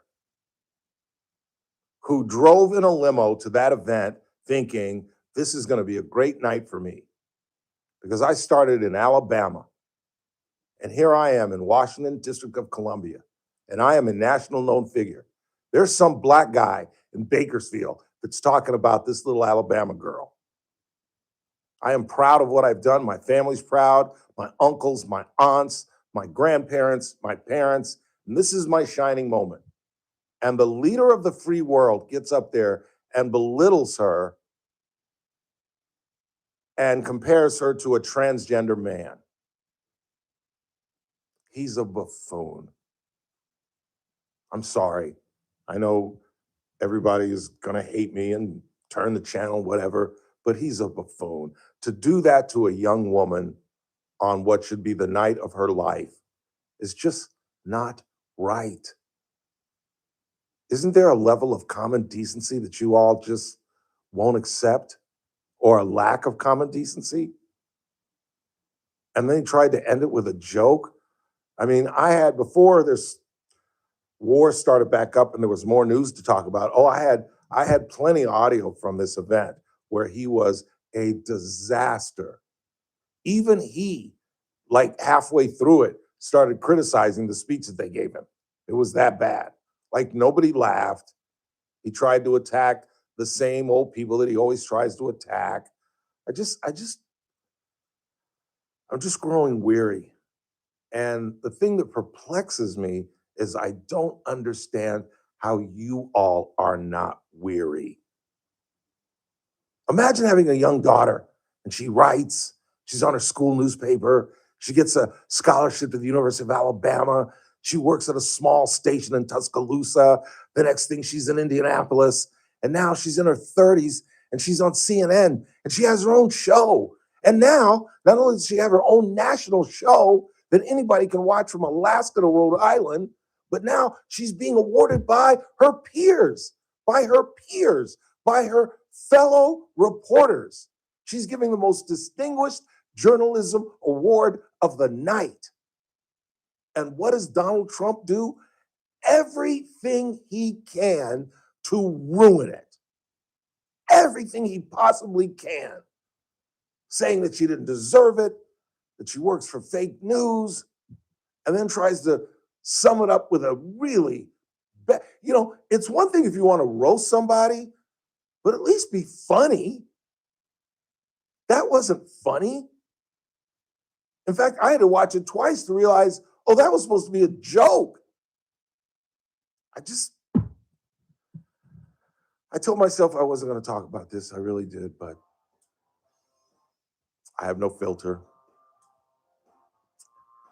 When we come back, a mother is accused of a triple homicide, and the victims have to be her children, ages 5, 3, and 8 months. I'll read some in the chat room. Some people were telling me they remembered the Vincent Brothers case. I'll read what's going on in there as we head into the back half of the hour. Don't go anywhere. Design Keith Peters in Washington. A federal appeals court has upheld a ruling that halted President Trump's executive order to create a federal list of eligible voters and limit delivery of mail ballots only to people on that list. The weekend ruling rejected the Trump administration's efforts to move forward with the mail-in voting restrictions in 23 U.S. states that sued ahead of November's midterm elections. Mediators have made progress in efforts to bring the United States and Iran back to negotiations and prevent an all-out war in the Middle East. That's according to 2 regional officials who spoke to the Associated Press. But scattered attacks by armed groups across the region underscored the lingering tensions. Neither the U.S. nor Iran have claimed any strikes for 3 days. On Wall Street, the Dow by 262 points. This is SRN News. The following is a real-life story from Trinity Debt Management. Kern Radio, News Talk 96.1 and AM 1230, KERN. Headlines from the KERN Newsroom. I'm Chris Davis. Some info that may be vital for the prosecution in the case of a 12-year-old boy who died after jumping into a pond at a Cal City park back on June 18th to get away from vicious dogs. The Kern County Coroner's report confirms the boy died from drowning and the manner of death was ruled accidental. 68-year-old Kenneth Dobbins is under arrest in that incident. Whoever would steal an AC during the summer, well, Bakersfield police would like to catch them, and that person is described as wearing a black shirt and shorts and was seen on Rosedale Highway, where police say the attempted theft happened June 18th. They are asking for tips. Oil is back up to more than $90 a barrel, and the average price for gas in California is now $5.56, says Gas Buddy. I'm Chris Davis in the KERN Newsroom with news every half hour and when it breaks on News Talk 96.1 and AM 1230. KERN. In 2026, Bay Alarm celebrates 80 years of security.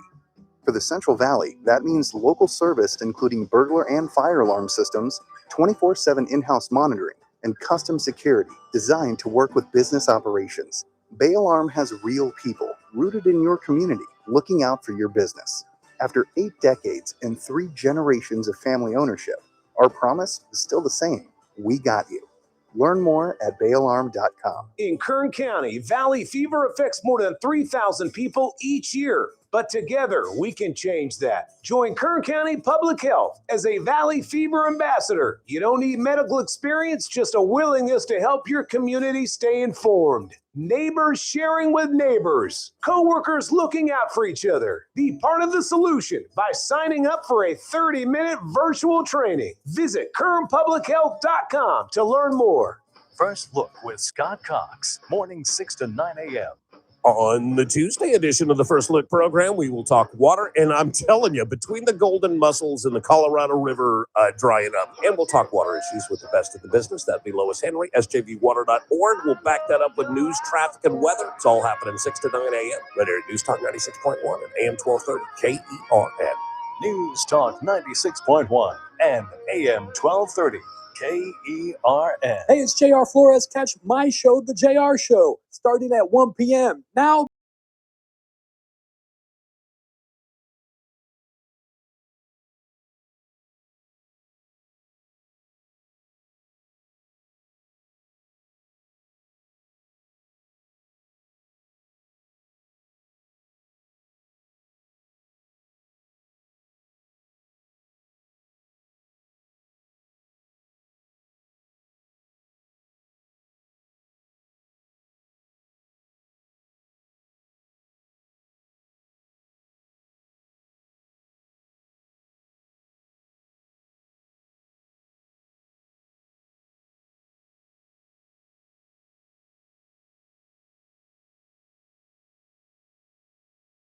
microphone. Let's go for a trip. Let's go over to the board and see what you all are talking about in the chat room. Fresh haircut, looking real good and relaxed, Ralph. Thank you. Hang on a second. Almost went to jail after I got my haircut. I remember the Vincent Brothers case. Didn't he drive across country, slaughter them, then drive back? Yes, that's a great point, because that was one of the key elements of his conviction, and some of the most brilliant lawyering I've ever seen by our former DA, Lisa Green. I don't think she was the DA when she prosecuted Vincent Brothers, but that's what did him in. Lisa Green, or her investigators most likely, obviously, discovered bugs in his radiator. He claimed that he had never driven back because he had gone, so he commits the murders. He tries to do an OJ, and instead of getting on a plane that night, he drove to his brother's place somewhere in Chicago or somewhere in the East Coast and claimed that he never drove back in this rent-a-car. Well, Lisa Green's investigators, or maybe even Lisa Green herself, I don't know, but somebody thought of examining his radiator and looking at the bugs that they discovered. And the bugs that they discovered were only living on the West Coast. There were no such bugs in Ohio and Illinois. They were only in like Western states. And that was key to the prosecution, because then obviously he was lying about traveling to the West. Guilty as sin. And for the folks that don't know what the case I'm talking about, Vincent Brothers was I sat with him at a wedding, I would later find out, at Danielle Buckley's house. Danielle Buckley used to work here. I worked with her at Buckley Radio. She was married to one of the brothers who took over for their father. Rick Buckley was the big general manager, and that's when he was based out of, they owned WOR, one of the most famous radio stations in radio history. And Rick was out of New York. He'd come out here maybe 3 or 4 times a year. Absolutely loved me. Absolutely loved me. He and his buddy Joe, he had an Italian assistant. They both loved me. They met me at a Christmas party, and they knew that I was coming out of TV, and I had on one of my dad's really nice shirts that I used to wear when I was anchoring. It was one of those blue pinstripe shirts. Remember those old style shirts where the collar was white and the shirt was like blue pinstripe, and it had my dad's initials on the collar, which of course are my initials. So I sported this thing. It was a really expensive shirt. And Joe noticed it and said, "That was one of your TV shirts, huh?" I said, "Yeah, it really was." These guys absolutely loved me. And his younger brother worked there, and Danielle worked there. And they had a wedding at their house for our sales manager at the time, Susie Clausen. And somehow Susie either knew Vince Brothers' wife at the time, but I sat at his table. And he was a well-respected assistant principal. And he was, and this is important. You're going to think I'm just trying to be inappropriate, but I think this is important to illustrate what a manipulator this guy is. And I'm not going to mention any names, and again, I'm not trying to be inappropriate. I'm just trying to get you inside of the mind of this guy and what an incredible manipulator he was.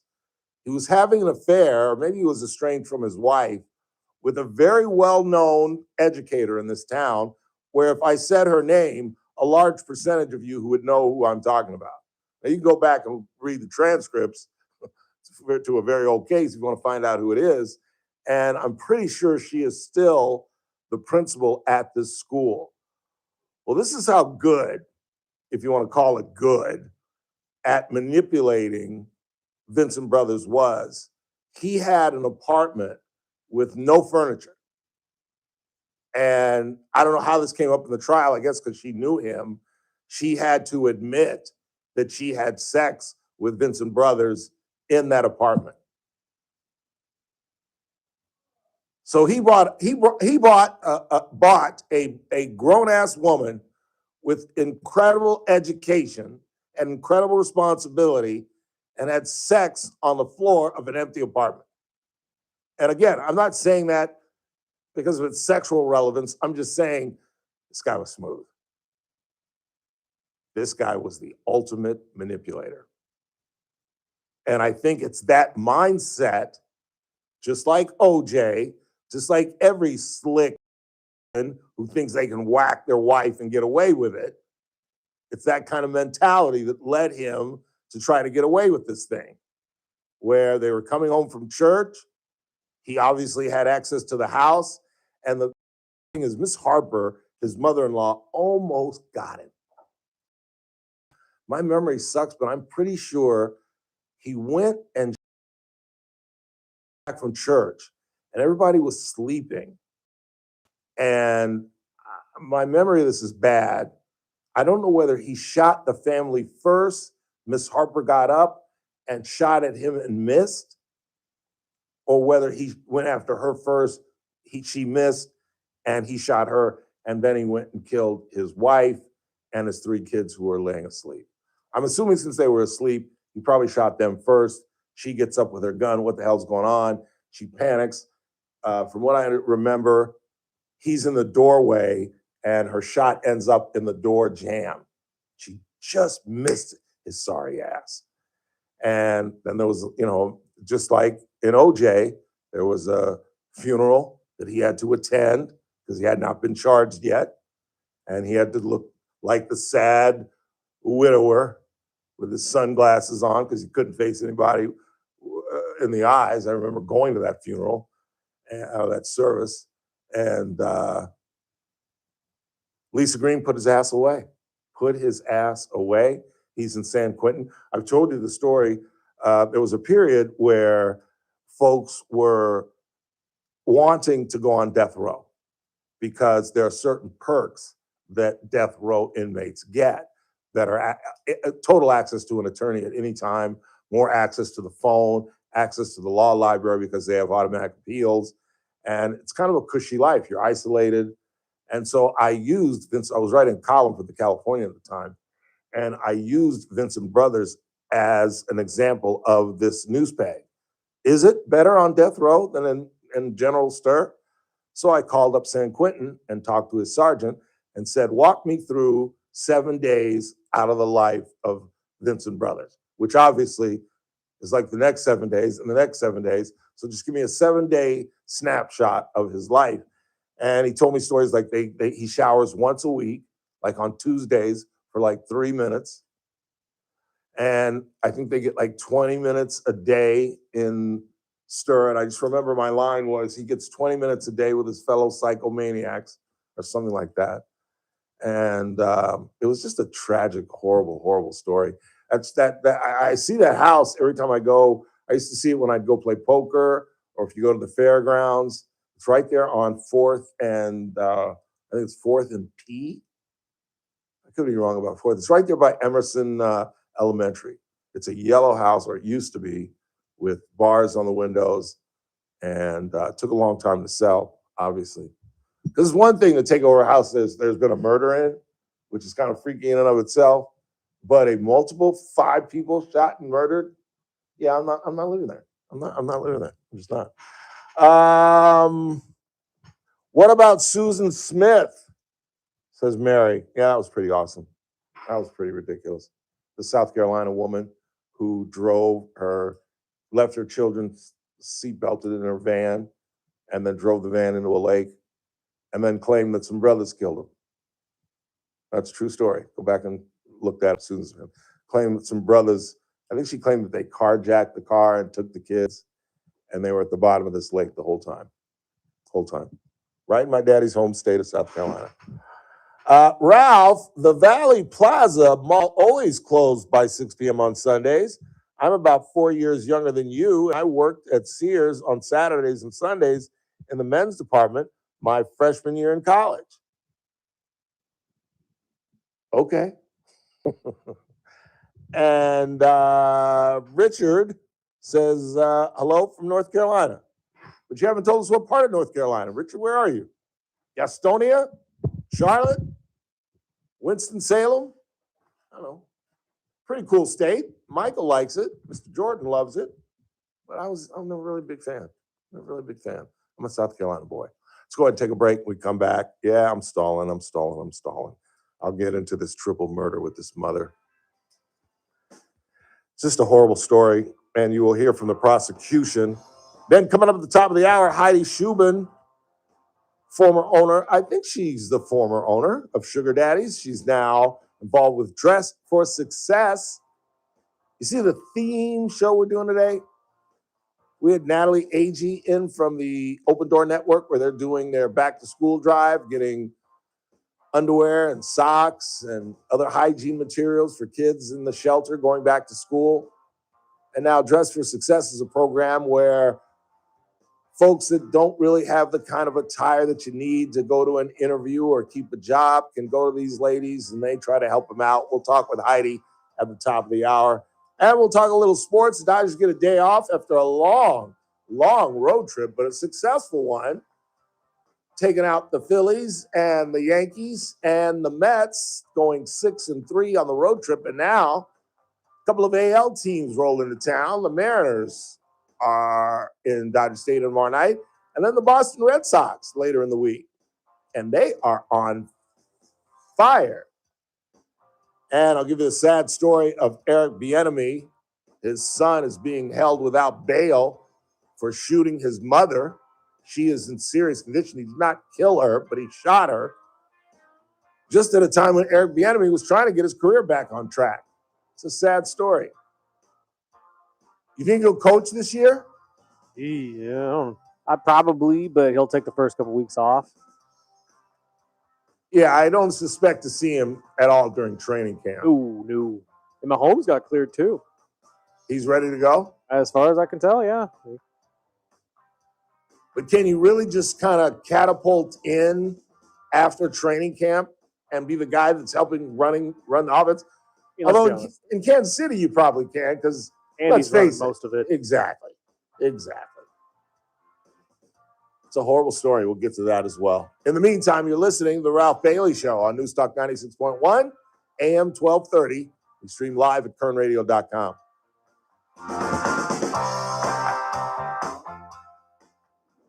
Kern Radio, News Talk 96.1 and AM 1230, KERN. Maxwell in the morning.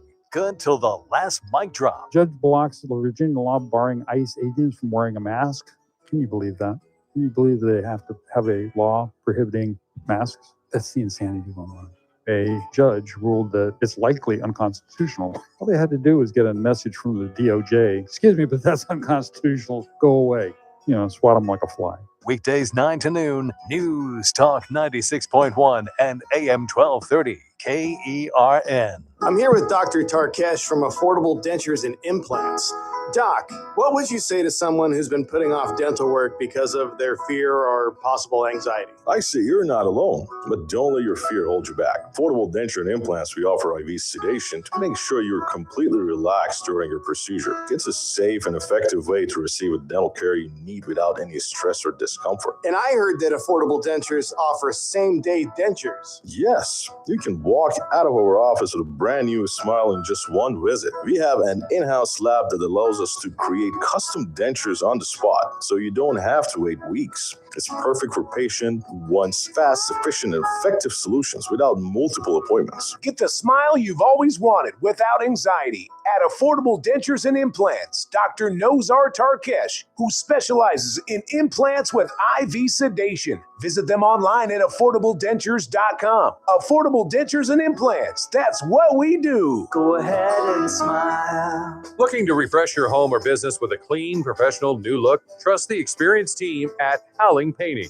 Family owned and operated in Kern County since 1978, Howling Painting has built a reputation for quality workmanship, dependable service, and attention to detail. From residential to commercial projects, interior or exterior painting, their team is committed to delivering beautiful results at competitive prices. Named Best of Bakersfield's Best Painting Company in both 2025 and 2026, Howling Painting takes pride in making sure every customer is completely satisfied before the job is done. And with a fully licensed and insured team, you can feel confident knowing your property is in trusted hands. Call Howling Painting today at 872-0988 at 872-0988 or visit howlingpainting.com to schedule your free, no obligation consultation.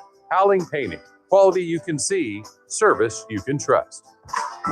Everywhere you look, things are getting more expensive. But at Consumer Cellular, we're lowering the price for those 50 and up. Now you can get unlimited everything for just $35 a line. That's $35 a month for unlimited talk, text, and data. Switch to the carrier ranked #1 in network coverage and customer satisfaction and get unlimited everything for just $35 a month. Call 1-888-FREEDOM or visit Consumer Cellular online or in-store today.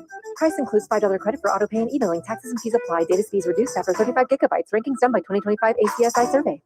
If the world were like a Sleep Number mattress, everything would adapt for your comfort. Your coffee would never get cold. Your flight would always be on time. And your mattress would always respond to you and your unique sleep needs. Sleep Number mattresses are designed to respond to your body and shift with your changing life, helping you fall asleep faster and stay asleep longer. To experience a whole new world of comfort, visit a Sleep Number store or go to sleepnumber.com. Sleep Number. To a good life's sleep. Hey folks, Scott Cox here, host of the First Look with Scott Cox radio program. You are listening to the Ralph Bailey.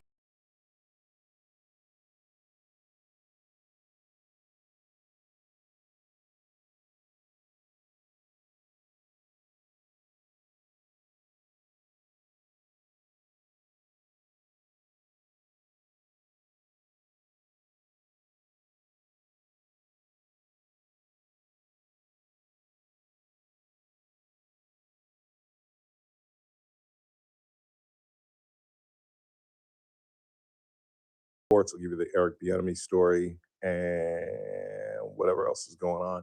Got anything on the board? Any other text? Yeah, messages? I got a couple here. Let's get caught up. Ralph, did you hear any part of Mamdani's speech today saying that government does have a role in helping its citizens because we need affordable health care, housing, and education, not giving Netanyahu billions for bombs? He is coming here tomorrow. As a matter of fact, I should have mentioned that at the top of the hour when I was talking about the Iranians. Not here, not to Bakersfield, Chris. No, he's. I was like, got me off. Yes, Karen Go is hosting Benjamin Netanyahu tomorrow. No, he's going to be in D.C. with Trump, and this is going to be interesting because, you know, that's part of the reason that Mamdani and the Democratic Socialist Party is being so well embraced, because there is this new, you can call it anti-Semitism. I think there's obviously a level of that, but an anti-Israel and an anti-Benjamin Netanyahu sentiment that is running rampant in this country. I have never seen, you know, I grew up with anti-Semitism in the 70s, and then it seemed to go away, I thought, in the 80s and the 90s.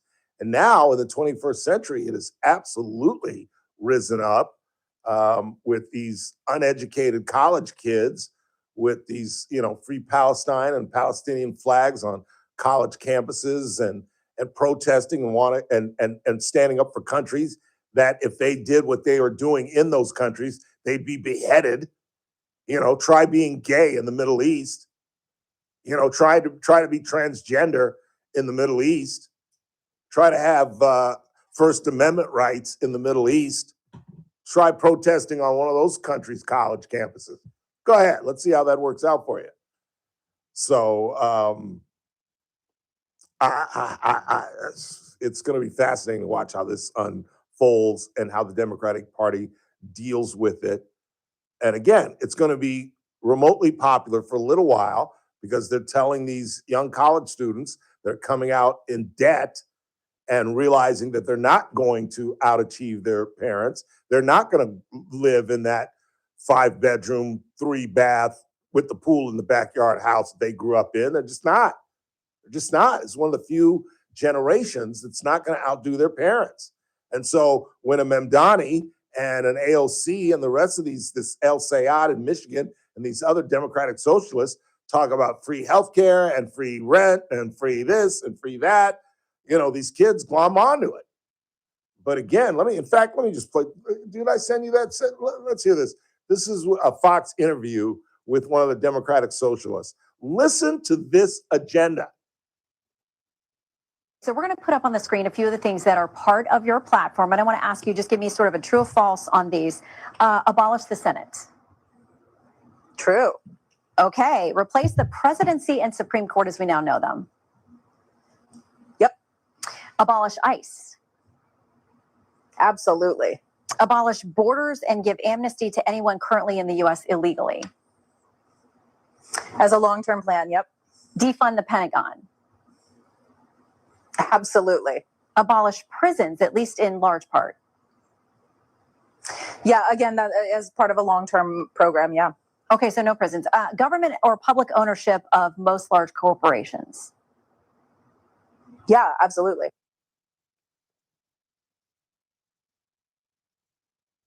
Is that the most remarkable thing you've ever heard in your life? They want to restructure America, basically. They want to take over and absolutely make this a communist country. There is absolutely no question about this. So you see what I was alluding to at the top of the hour, how Democrats now are between a rock and a hard place. Because if you fight these people, you're going to lose. They are on a roll. They are butter.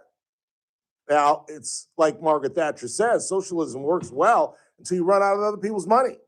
And when Mamdani runs New York into a ditch, that's the only time that this will become president. But that could be 2 or 3 years from now, when these landlords who aren't getting any rent just sell their buildings and move to Florida or move to Tennessee or wherever these people are moving, where there are no taxes, no state taxes. This is crazy. Get rid of the Senate. Get rid of the presidency? Oh, wait till they start hitting the campaign trail saying this. Wait till these young kids start to understand that they're trying to restructure their country. No Supreme Court, no borders, defund the Pentagon. Xi and Putin are on the phone talking, man, we got to send some money to these Democratic Socialists. We got to get these people up on their feet. No prisons and government-owned companies. That is the absolute, when you look up communism in the dictionary, it says government-owned businesses. Who do you think runs the businesses in China? Independent business owners or President Xi? Who do you think runs the businesses in Moscow? Just independent oligarchs or the bald-headed guy that likes to ride on horses without his shirt on? Are you kidding? And I could have never imagined that in my lifetime, this would be a platform that somebody would be willing to talk about on national television. I never imagined anybody could possibly form the sentence, yes, ultimately we want to get rid of prisons. Defund the Pentagon. Absolutely. Why should we defend ourselves? Why should we defend democracy? If not for America, Western Europe would be under the auspices of Putin and Xi. We've talked about NATO and moving away from NATO. These people are talking about not even defending the Defense Department. It is insane. It's insanity. It's communism. And it's on the rise. And we just have to wait it out. It's going to be very popular for a very short time. And then when the reality starts to sink in, that people are trying to change the scope of America and what this country looks like, stands for, and believes in, then all the cards come crashing down. But again, that could be another year from now. There are going to be, let me tell you something. The reality is there are going to be some Democratic Socialists that are going to win some congressional and perhaps even some Senate seats. They're looking at that Michigan seat with this El Sayad as this guy could screw around and win. And it's not blacks and Latinos that are supporting the Democratic Socialists. It's young, affluent, college educated white kids that are like, what? This is how we fill the chasm between the billionaires and those of us who are educated and grew up in the suburbs, but can't get there, making 80, 90 grand a year and having to pay off my student loan. I'm 50 grand in debt. Quick time out. We'll make a pivot. We head into the 5. Capitalism is still alive in Kern County. We're going to talk with Heidi Shubin about Dress for Success.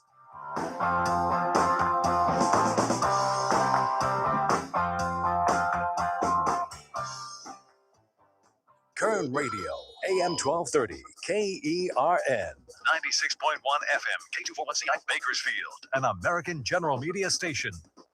Peters in Washington. There's an update on the health of Senator Mitch McConnell, who's going to stay in rehab a little longer. The update includes a statement from the Congressional Office of the Attending Physician stating 84-year-old Senator McConnell has not yet been medically cleared to leave a rehabilitation facility where he's undergoing physical therapy. It means he will miss the annual Fancy Farm Picnic, which features speeches from politicians throughout Kentucky who are running for office. McConnell is not running for re-election. He was admitted to a hospital last month and revealed weeks later that it was because of fall. The attending physician's report also says McConnell's bout with childhood polio continues to be a significant factor in his mobility. Ed Donahue, Washington. A Secret Service agent is arrested for allegedly participating in a college hazing. Florida authorities have arrested a U.S. Secret Service agent and 2 other men on felony charges, saying they committed brutal beatings as part of a fraternity hazing ritual. One of the defendants, 29-year-old Marquez Christopher Pinder, is an agent in the Miami field office and is now on administrative leave. Pinder and the 2 other defendants are charged with felony hazing, aggravated battery, and attempted manslaughter.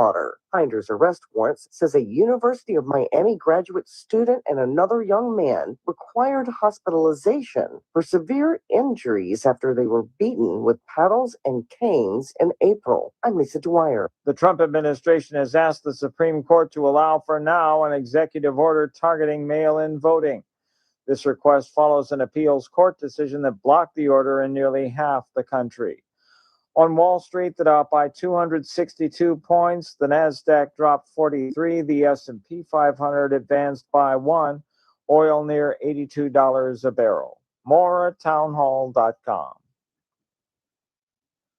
Just hearing the word IRS can make people break out in a cold sweat. No one wants to deal with the IRS, and now you don't have to. The good news is Legal Tax Defense has been successfully negotiating with the IRS for more than 15 years. It doesn't matter how much you owe, whether it's $5,000 or $5 million. You deserve the best in the business on your side, and that is Legal Tax Defense. Even if you're working with someone else and just want a second opinion, there is no cost or obligation to call. They can prevent levies, liens, wage garnishments, even file back tax returns. And the best news about Legal Tax Defense is they won't take your case unless they know they will reduce or eliminate your tax debt. Call Legal Tax Defense right now for a free, no-risk consultation. 800-292-7875. 800-292-7875. You have nothing to lose but everything to gain. 800-292-7875.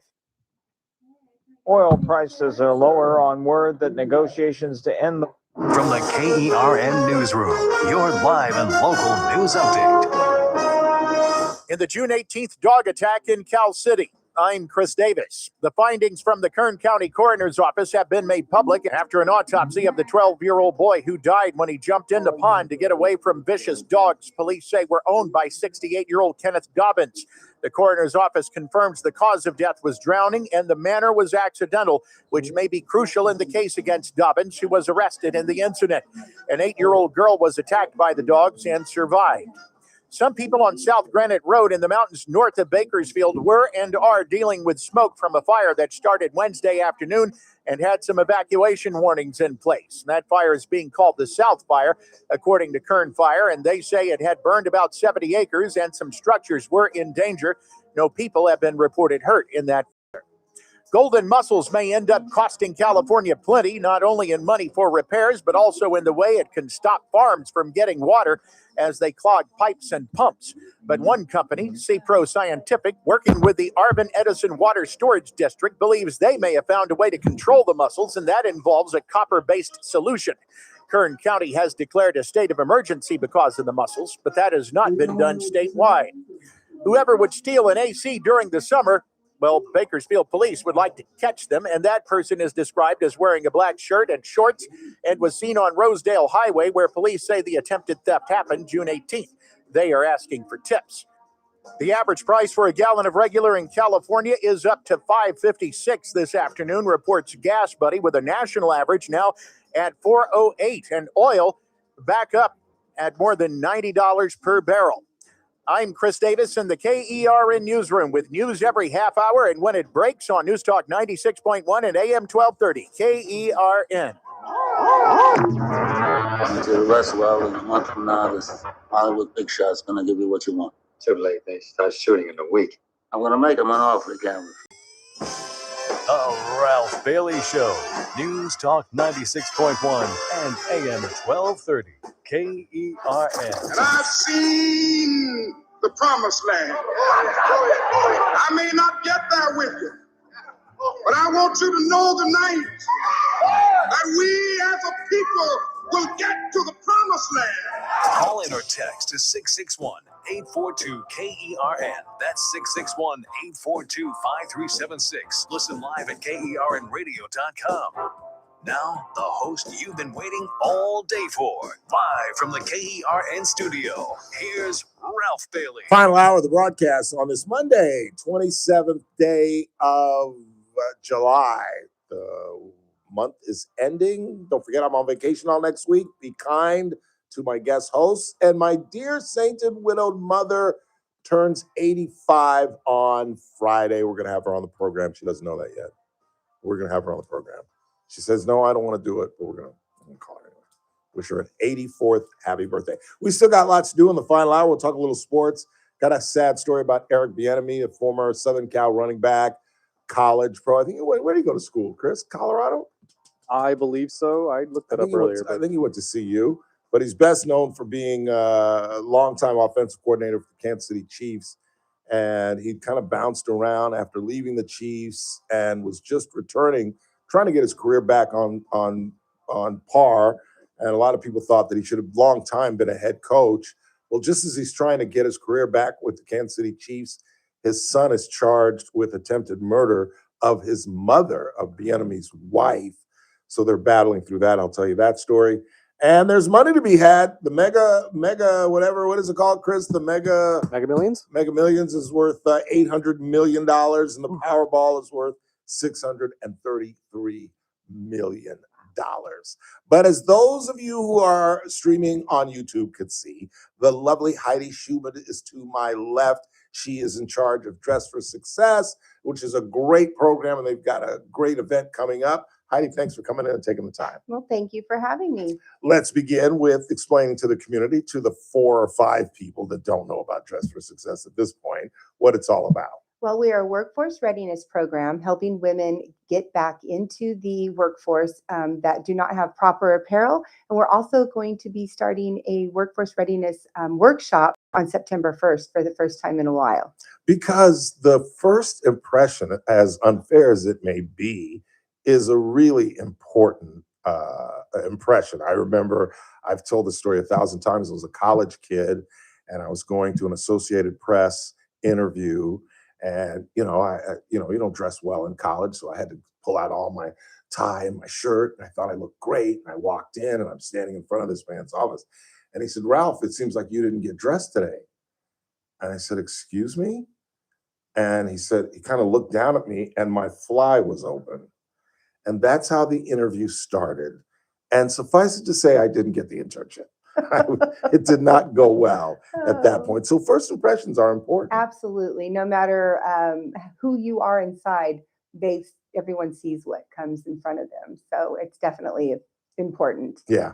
So tell us about the event that's coming up. We are having an after-hours VIP Vault shopping fundraiser for Dress for Success to help keep our operations going so we can continue to help these women.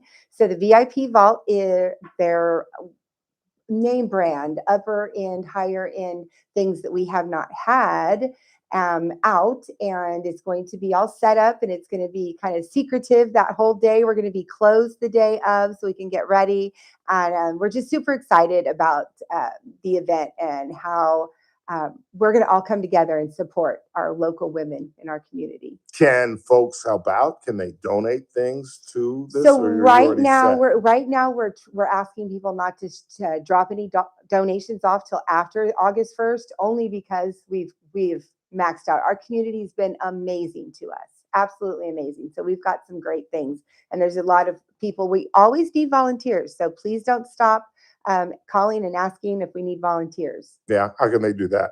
So you can either call the shop 748-1809, or you can text me at 661-565-7465, and I will get you on the schedule, because we need somebody, if you know it's just once a month and we know you're going to come in on the third Thursday of every month, we know that we have that covered. Just something like that. That would be great. Who are these ladies typically? Are these women that are trying to get back into the workforce? Are these homeless folks that are coming in shelters that are trying to get a job and just don't have the attire? Yes, all the above. Yeah, I was going to say, is there some typicalness or no? So there is and there isn't. So you get somebody. We had one lady that she was in her early 60s. She was going to be going back to substitute teaching, but she didn't have the proper clothes. So she came in, we helped her. We get the young ladies that are coming out of the foster system that are aging out. We get them when they've just come out of prison. We get them when they've been displaced. Maybe they were in a domestic violence situation. There's just a wide range of reasons and positions these women are in that we're there to help them. Yeah. And how do you do this year round? Just in terms of donations? Yes, so we're absolutely 100% donation based. We get grants for our programs. We just started about a year and a half ago. We were about 60 days from closing. So it was really important. Wow. We now have an amazing working board. They brought me on June 23rd of last year. And this is the first time that Dress for Success has been able to have an actual thrift boutique. We also have a thrift boutique that's open 4 days a week and 2 Saturdays a month to help, again, keep our operations going. What exactly is a thrift boutique? So it is like, I don't know if everybody knows, I used to own Sugar Daddy's Women's Boutique. So for 41 years. 42 years. No, it's okay. That's amazing. Yes. My mother built from the ground up an amazing, beautiful place for the women in our community to go look good, feel good. And so that's what I'm trying to carry over into Dress for Success, because if you look good, feel good, you do good. I was just going to say, it's even more than just the first impression. It is.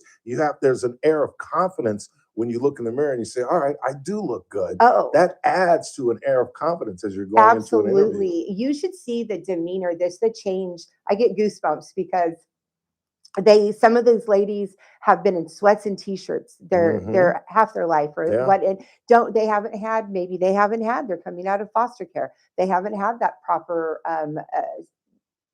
ideal of what a woman should dress like and be like in society's eye, right? When you're going out to look for a job, when they go in that dressing room and we help them, they're like, oh, I don't know. They come out and we tell them, my gosh, look how beautiful you look. And their whole demeanor changes. They get the smile they've never had. It's amazing. It makes me feel really good about what we do down there. I bet. Talking with Heidi Shubin with Dress for Success. How can folks attend the event? So you just show up Thursday night, July 30th, this Thursday at 5 p.m. There's no fee to get in. Oh, nice. No fee to get in. We want you to spend the money on our goods in store, and we're going to be raffling off a Michael Kors bag. Wow. Yeah. So, and we're going to have a charcuterie board, and I believe we're supposed to have some little mini burritos and bubbly and wine. So it'll be fun. Yeah. Tell them where it's going on. So 1416 17th Street, right there in the Haberfeld building on the outside. That is our entrance. And our double doors to our boutique are now open. It's always been just the client side door. So we have two sides now. We've got some beautiful new artwork to reveal from the Boys and Girls Club. Nice. Yeah, it's going to be amazing. That is cool. And what time are you going to start again? 5 p.m. 5 p.m. on 5 Thursday. p.m. on Thursday. 1416 17th Street. Well, keep up the great work. Thank This is you. a great thing that you do for people, getting them back in the workforce, getting them back feeling good about themselves, and just I think work defines us. I Yes. really, really do, along with our families, obviously. Absolutely. That's really outstanding. Thank what you, do. Ralph. I Thank you. appreciate you having me on here. Thanks for coming in. We appreciate you taking the Thank time. you. Heidi Shubin, everybody, with Dress for Success. Again, this is this Thursday at 5 p.m. right downtown in the Haberfeld building. Quick timeout. Coming right back. It's the Ralph Bailey Show on News Talk 96.1 AM 1230. We're streaming live at kernradio.com. Kern Radio, News Talk 96.1 and AM 1230, KERN. First Look with Scott Cox, morning 6 to 9 a.m. On the Tuesday edition of the First Look program, we will talk water. And I'm telling you, between the Golden Mussels and the Colorado River drying up, and we'll talk water issues with the best of the business. That'd be Lois Henry, sjvwater.org. We'll back that up with news, traffic, and weather. It's all happening 6 to 9 a.m. Right here at News Talk 96.1 and AM 1230, KERN. News Talk 96.1 and AM 1230, KERN. I had the double experience at Casey Steakhouse Friday night. I started in the stockyard next door, met a friend and had a couple of cocktails there, and then went next door to the main restaurant where Bobby and Jimmy are performing Tuesday through Saturday nights, as they were Friday, and had dinner in the main restaurant. And I did not have red meat. I had the chicken, the Ralph Bailey, that chicken breast that I talk about. But again, it's about expanding the menu. And if everyone is not feeling, there was a birthday party going on. That's what I talk about. Casey Steakhouse is famous for birthday parties and anniversaries and meetings and large tables of 12. And again, not everybody is feeling the ribeye, which is probably the most popular, the New York, my favorite, along with the filet. And so there are alternatives. Chef Daniel has expanded the menu. I've told you about the lobster mac and cheese, the different fish dishes, the chicken breast, the specials of the day. Where would you rather be than either in the stockyard right next door or the main restaurant, KC Steakhouse, longtime sponsor of the Ralph Bailey Show? Meet Paul Sheldon's client, Dr. Roland Rodriguez. Hello, this is Bakersfield General Surgeon Dr. Roland Rodriguez, client and friend of Mr. Paul Sheldon. It is my great pleasure and privilege to relate to all of you my absolute exemplary experience with Team Paul Sheldon. I have also referred a number of my colleagues to Paul Sheldon's office, only to receive the most stellar feedback from my doctor friends regarding the office's expert navigation through the complex maze that is Medicare. And even though Paul Sheldon himself is now facing some temporary health challenges, his longstanding and most experienced and expertly trained team of ladies, Christine, Kelly, and Lynn, continue to masterfully guide the clients through the complicated world of Medicare. You most definitely could not possibly do any better than to reach out to Paul Sheldon several months before turning 65. Thank you. When Medicare matters, our team has the answers. Team Paul Sheldon. 398-2298. This message comes from Viking, committed to exploring the world in comfort. Journey through the heart of Europe on an elegant Viking longship with thoughtful service, destination-focused dining, and cultural enrichment on board and on shore. With small ships that bring travelers closer to the destination, there's more time to explore. And every Viking voyage is all-inclusive, with no children and no casinos. Discover more at Viking.com. You're still glowing, flirting, grooving. You've still got it. But your immune system weakens as you age, making it harder to fight illnesses like pneumococcal pneumonia and RSV. Vaccines are a key part of any health routine and can help protect you from getting really sick. Ask your doctor or pharmacist which vaccines you need. See more at PfizerForAll.com.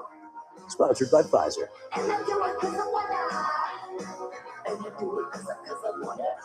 Hey, it's JR Flores. Catch my show, The JR Show, starting at 1 p.m. Now, back to the Ralph Bailey Show on News Talk 96.1 and AM 1230, KERN.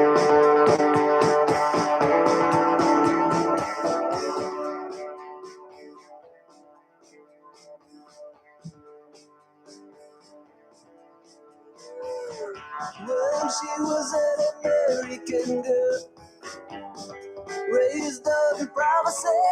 I want to thank Heidi Shubin for coming in. She's doing Mr. Cox tomorrow morning. No, Wednesday morning. Wednesday morning. At 8 o'clock, so be sure to tune in. She's a nice lady.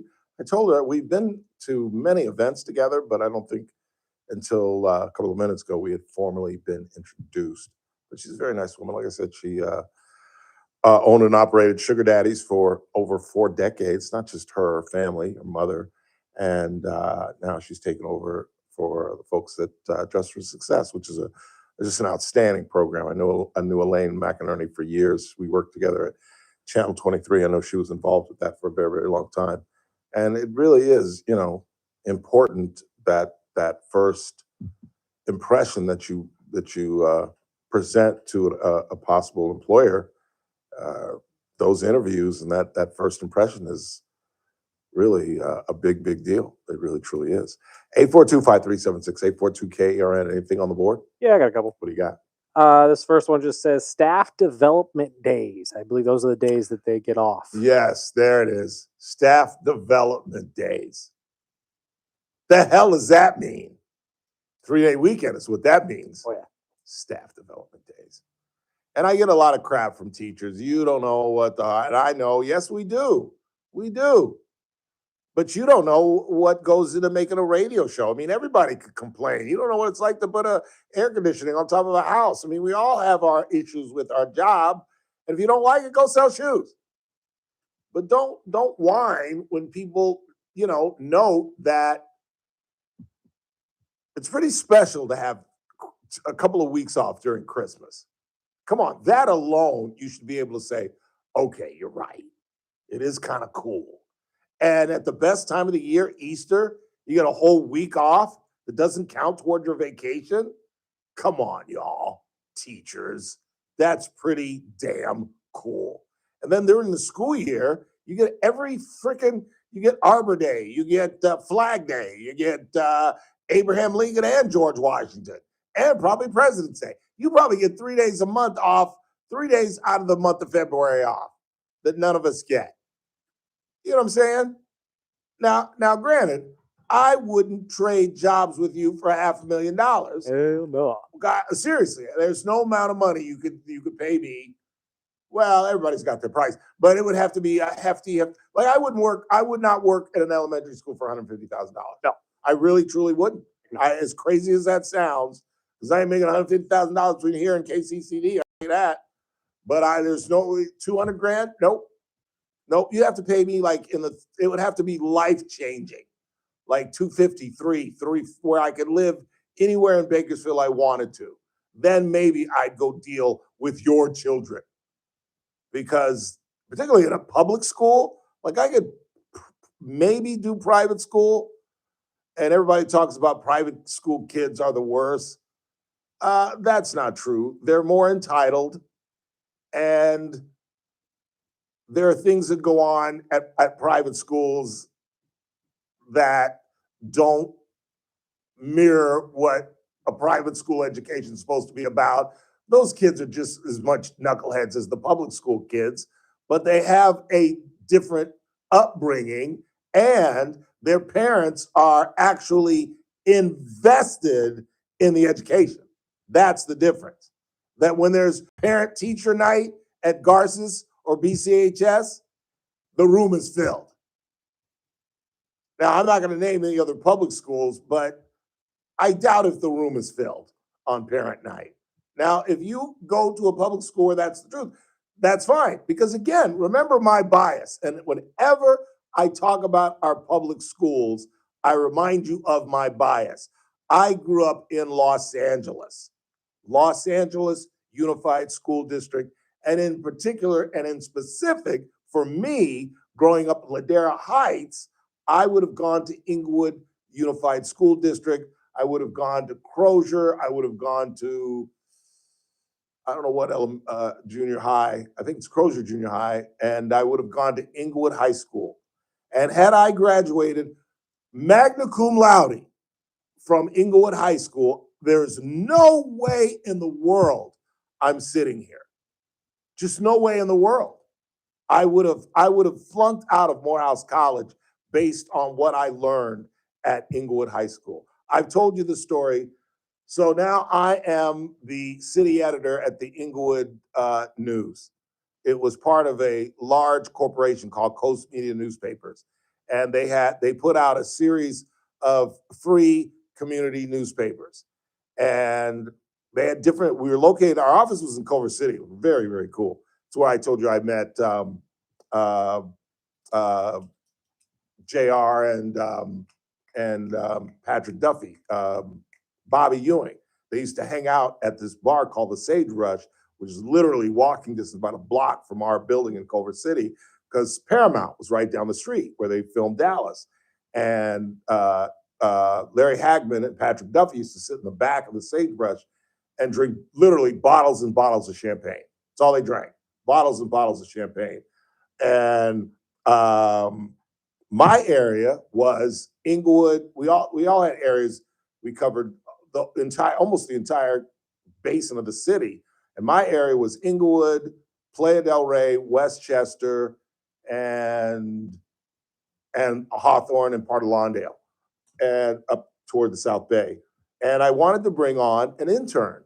And there was a really smart kid who played on the basketball team who had a 3.1 GPA. His name was Jimmy something. And so I talked to him because I used to do play-by-play for Continental Cablevision in Inglewood for Inglewood and Morningside basketball and football. And this kid was a great kid. And I had him on. To make a long story short, this kid with a 3.1 GPA at Inglewood High School literally did not know how to use a period. He would write a sentence, "My mother went, period, to the store, period, and came home, period." He was illiterate. And he was an honor roll student at Inglewood High School. And if you know anything about Los Angeles, you know they went through, they brought back George McKenna, who was a legendary educator who tried to get it back up on its feet. And then finally the state took over. And I think the state is running Inglewood Unified as we speak. The point of the whole long story is, this is what I know of public education. Here, our worst public school is better than anything in LA Unified. By far, by far. So you got to take my criticism of public education versus private education in perspective from what I'm looking at. I think you can get a damn good public education in Bakersfield, is basically what I'm saying. Now, stand by. I'm not being a hypocrite.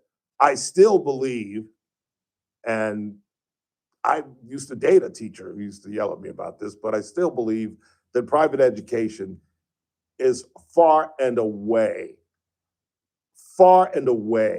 better than public education. I'm sorry.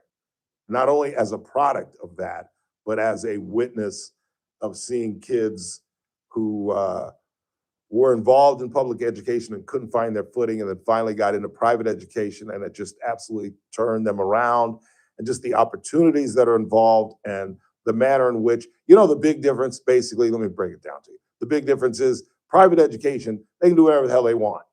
And in public school, they have to go by this mandated, this theory, or I don't know what to call it, this California way of education. I don't know how to put it articulately, but they basically have to follow a school plan that is archaic and stupid and is not really geared toward what high school, particularly in 10th, 11th, 12th grade, should really be all about, which is college preparation.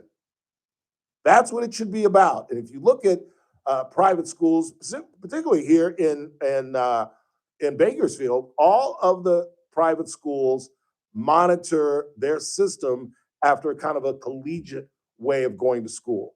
The amount of time the classes are, the breaks between the classes, the different programs. You're just offered so much more on a private educational level than you are at a public school. That's just a fact. And yes, money plays a part of it. We're a capitalist society, or at least we used to be. Let's pray we still are in a year or 2 or 5. But yes, of course, money plays a role in it. But I think the biggest role is that the freedom that these schools have, they're not bogged down by state regulations. They do have the same hell they want, and they do the best for their children. Where, again, you're talking about these private schools, it's not a matter of if they're going to college, it's where they're going to college. And it's every single kid that walks across that stage and gets a sheepskin, they're going to college. It might be BC, which to me is the smart play initially, but every one of those students are going to college. I'm not sure we can say that about all our public schools. I'm just not sure we can say that. Last half hour of the broadcast, we'll check the board. I will finally get to the two stories I've been trying to avoid, Eric Bieniemy and the mother who killed her 3 children. That's all coming up. Don't go anywhere.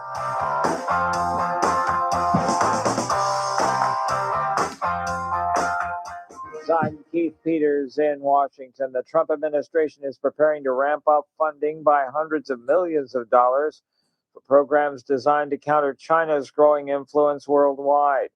The administration notified Congress late last week that it intends to spend $175.8 million to replace outdated and aging undersea telecommunications cables in the Caribbean and Central America to prevent China from moving in.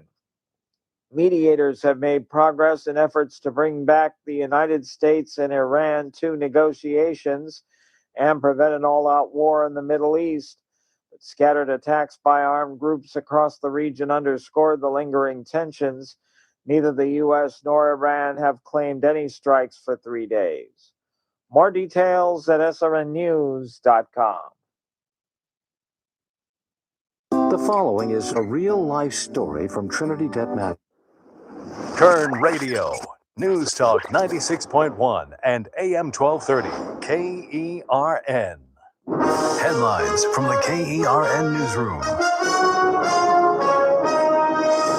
I'm Chris Davis. A possible solution for the golden mussel invasion in Kern County and all of California may be being worked out in Arvin, reports ABC 23, with a company called CPRO Scientific working with the Arvin Edison Water Storage District on a possible copper-based solution that may slow down the mussels as they clog pipes and pumps. Some people on South Granite Road in the mountains north of Bakersfield were and are dealing with smoke from a fire that started Wednesday afternoon and had some evacuation warnings in place. That fire is being called the South Fire, according to Kern Fire, and they say it had burned about 70 acres and some structures were in danger. No one has been reported hurt in that fire. I'm Chris Davis in the KERN Newsroom with news every half hour and when it breaks on News Talk 96.1 and AM 1230, KERN. Do you have 3 ex-wives and your current trophy wife wants a life insurance policy 3 times the size of the policies you had to purchase for your previous mistakes? If so, you need to call Big Lou at Term Provider, 800-555-1509. Big Lou is intimately familiar with your problems, and if you're 50 or 60 years old and in reasonably good health, a $1 million policy should only cost about $100 to $200 per month. Big Lou may have a solution for your previous policies as well. You may even save enough money to lighten the load on your new $1 million policy. Remember, call Big Lou. He's like you, except he's only on number 2. Call Term Provider at 800-555-1509. That's 800-555-1509 for $1 million in term life insurance that you can live with. Call Big Lou at 800-555-1509. 800-555-1509. First Look with Scott Cox, mornings 6 to 9 a.m. On the Tuesday edition of the First Look program, we will talk water, and I'm telling you, between the golden mussels and the Colorado River drying up, and we'll talk water issues with the best of the business. That'd be Lois Henry, sjvwater.org. We'll back that up with news, traffic, and weather. It's all happening 6 to 9 a.m. right here at News Talk 96.1 and AM 1230, KERN. News Talk 96.1 and AM 1230, KERN. Hey folks, Scott Cox here, host of the First Look with Scott Cox radio program. You are listening to the Ralph Bailey Show right here on News Talk 96.1 and AM 12.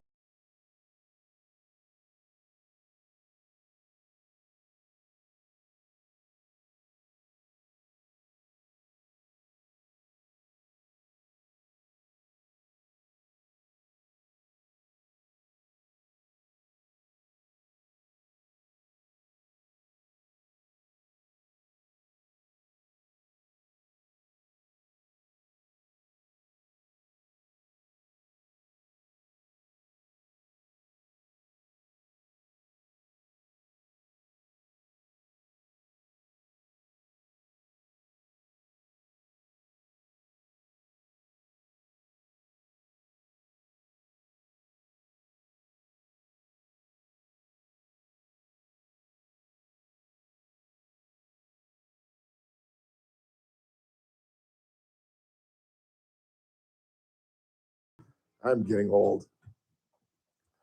Where's my phone?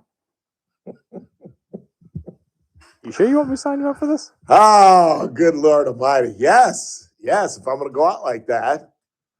Who did I just find out had Parkinson's? Somebody just announced they had Parkinson's. We told you about Sully, who has Alzheimer's. Captain Sullenberger, the man that landed the plane on the Hudson. Somebody else just announced they had Parkinson's. Anybody remember? I can't remember. So finally, we get into this story, and I've done it again. Two of the saddest stories of the day I've saved for the last half hour. I don't understand how I do this. You know how I do it? Because I don't want to talk about these stories, but they're important to talk about. So I put it off, and that's the half hour, and I don't have anything else to fill with it because I was supposed to talk about this earlier. So now I have to talk about it at the end of the show, which you just don't do. If you've ever watched the news show, it doesn't matter what the news show is. It doesn't matter where you watch it.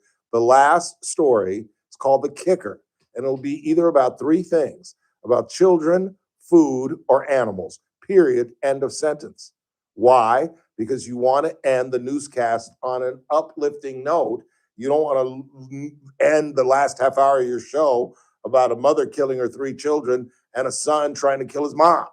But that's where we are with this story about Lindsay Clancy, I believe her name is. She is a mother who apparently was able to fool the husband. She had some mental issues while they were getting married, but he married her anyway. And she had, she told him that she had voices in her head at a very early age. That's why I think she might be able to get away with this. There's a difference between, and again, I don't know what I'm talking about. I'm repeating what I've heard, between being psychotic and having hallucinations and postpartum depression. There's a big, big difference. They're saying it's postpartum depression. The defense is saying, no, she's psychotic. She hears voices. And the defense is the voices are what told her to strangle her 5-year-old, her 3-year-old, Corey Dawson, and her 8-year-old, Kaylin. Here is Shannon Buckingham. She is the prosecutor in this case, breaking down what Lindsay Clancy did. We are here, ladies and gentlemen, because they are not. They were strangled, deliberately and meticulously killed by this defendant on January 24th of 2023. One by one, she wrapped exercise bands around each one of the kids' necks and pulled until their little bodies were limp and lifeless. First Dawson, then Cora, and finally Callan. Your job, ladies and gentlemen, is not easy in this case.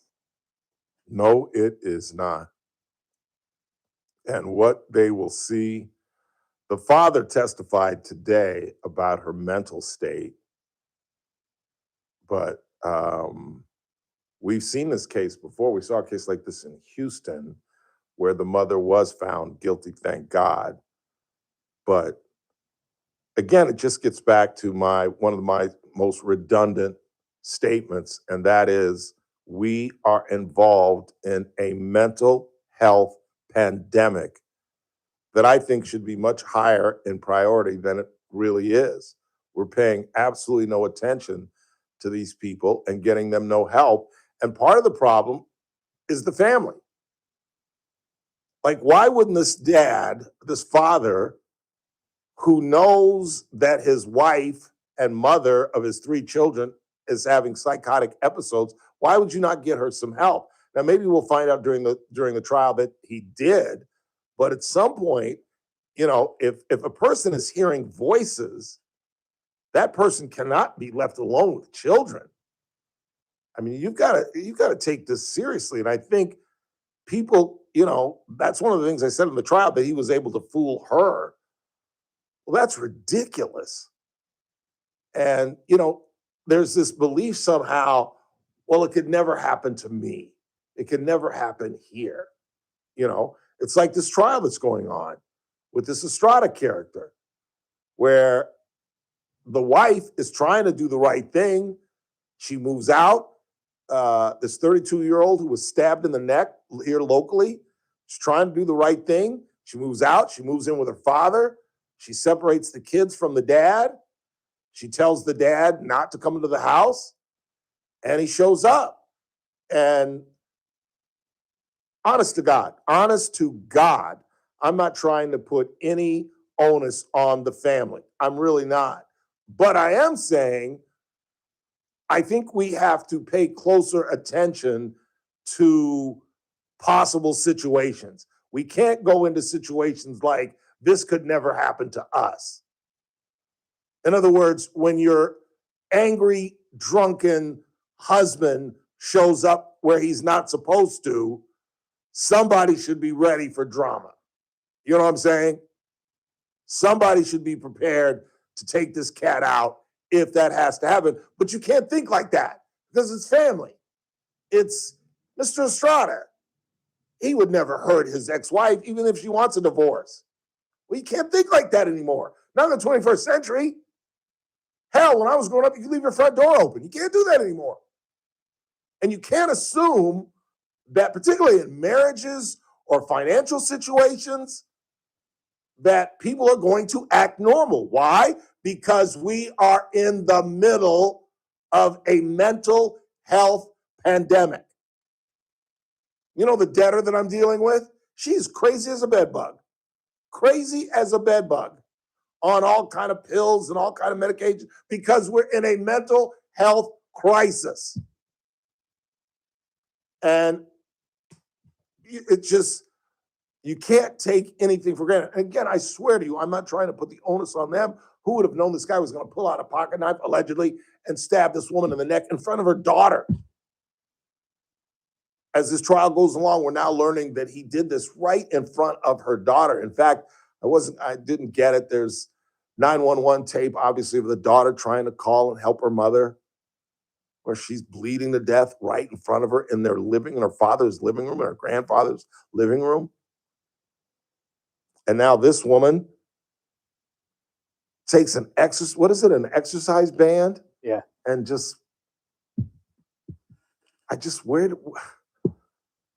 and how could that not be psychotic?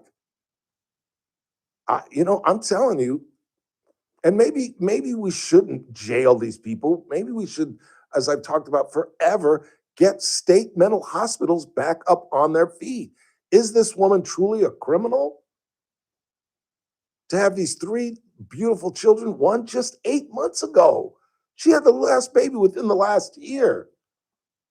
Is she really malicious? Is she really a murderer? Or is she just absolutely out of her gourd? And I'm sorry, I'm not trying to show empathy. I just have to believe the latter. And if I were on that jury, I would have to vote for insanity. Now, I don't know if she's pleading insanity. I think they are saying that she's having psychotic episodes. I mean, obviously, they determined that she was fit for trial. But I'm not sure a jury is going to come back with a guilty verdict on this. I hope so. If she's not going to be locked up in a state hospital for the rest of her life, then off to prison you go. But can a mom truly be that malicious and that premeditated to kill their own children? One that just came out of you 8 months ago? Isn't that almost the definition of insanity? What do I know? Let's go ahead and take our final break of the day. When we come back, I'll get you caught up on the Eric Bieniemy story. New offensive coordinator for the Kansas City Chiefs just had his whole season and life turned upside down. And it's so sad because well, I'll tell you Eric Bieniemy's story, but once you hear it, if you don't already know it, it was kind of a revitalization for him. He was coming home again to the place that he was most successful and with a great team. And hell, wouldn't it be fun to be the offensive coordinator for Patrick Mahomes? And who's the running back that they got that's so good from Seattle? Kenny Walker. You got Kenny Walker. You still got a Abel Travis. He's got something to prove to his new wife. Got to help pay for that damn wedding. Oh, that's right. She's a billionaire. My bad. The dude married a billionaire. And he's a multimillionaire. That's just not fair. And as a future Hall of Famer. Maybe. Oh, come on now. Him and his brother going in the same year. No, they can't. Can? No. Jason only has 4 more years. Oh, I understand that, but they pushed Jason back. That's my point. What do you mean they pushed him back? No. They didn't push him back. I'm saying he doesn't get in the first couple years. Then when his brother's... You don't think Jason is a first ballot Hall of Famer? No. I think he is. But So then he gets in 5 years. to be honest, though, Tom Brady wasn't the first round Hall of Famer. I'm sorry, no. Bill wasn't. Well, you know what that was about, though. No, I get that. That was just, I'm hate saying this if we're going guy. to play politics, why not line it up for both the Kelsey boys to go in at the same time? Why? Because you think this is his last season? Oh, this is absolutely Travis's last season. What if they lose the Super Bowl by 2 points? The likelihood of Pat says, "Come on, man, one more time." I mean, look at Aaron Brockovich, Aaron Spelling, Aaron Donald. There you go. Nobody thought he's come back. He back. He back. He's definitely back. He back. It's not official yet, right? No. But he back. No, he back. He's doing defensive line drills. Like, he's back. He back. He's want to get in shape before he announces. Absolutely. But he back. And he doesn't want to go to training camp, which I don't blame him. Figures I can get myself in shape just as well. See, but Aaron Rodgers doesn't want to go to training camp, and everybody's up in arms about it. Well, because everybody hates Aaron Rodgers and everybody loves Aaron Donald. You see that he reconciled with his family. Did he really? Yeah.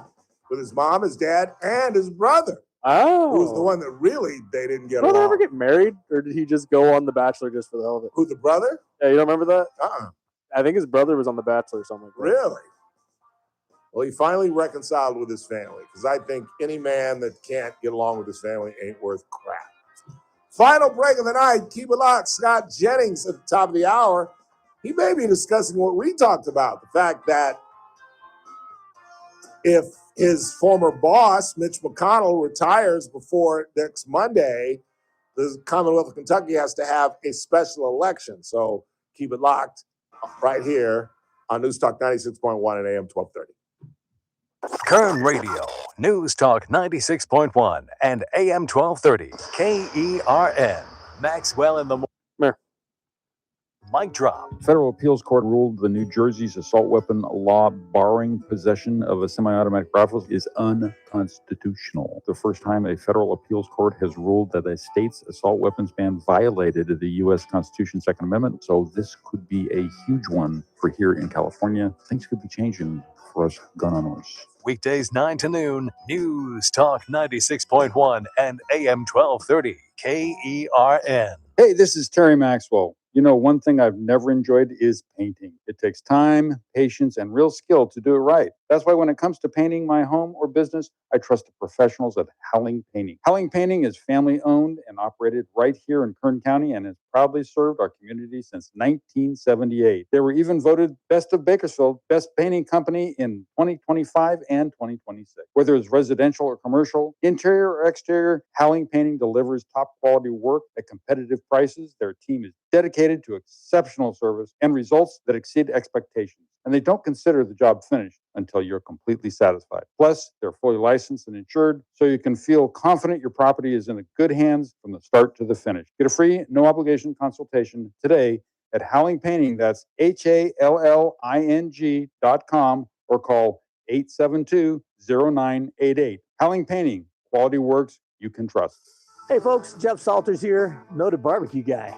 That's right, Bakersfield's best barbecue. And I'm here with my good friend, Michael Binge. You know him as, hey folks, it's Michael Binge, noted barbecue connoisseur. So I'm gonna do a little on-the-spot interview here. Michael Binge, you come here once, twice a year now. You get to come hang out, your family's here. And every time you come, I know you always get you just a grip of barbecue. So Michael Binge, what's your favorite Salty's barbecue item? Well, you know, bud, I have to get a bunch of food because I got a big family out here. So we always load up on family packs. Could be 2, could be 3, but then we have to get extra bread and extra sides and spicy mac and cheese and the green beans. They absolutely love that stuff. So you know what I'll be doing? I'll be doing that tomorrow night. You can find us at 9425 Rosedale Highway or 6801 White Lane. Or if you want, you can go to saltysbbq.com and order online. Salty's Barbecue and Catering. California Grill, Texas approved.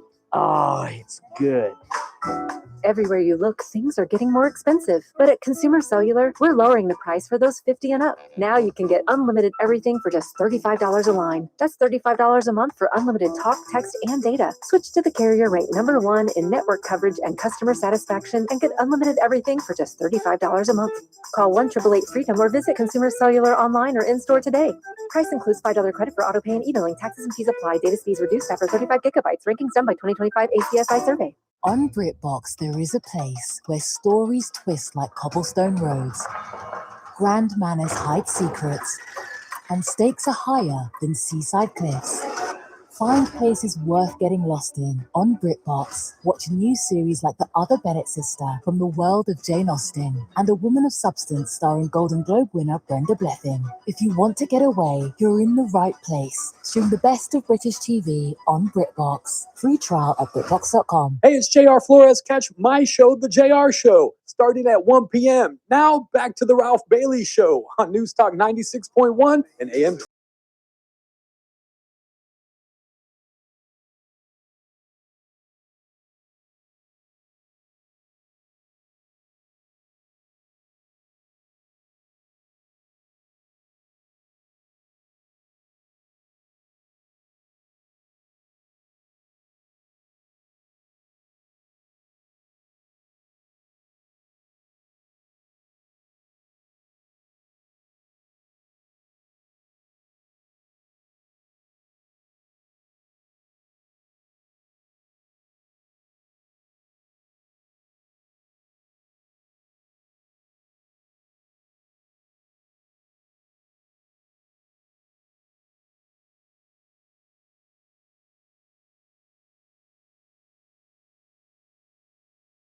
/8.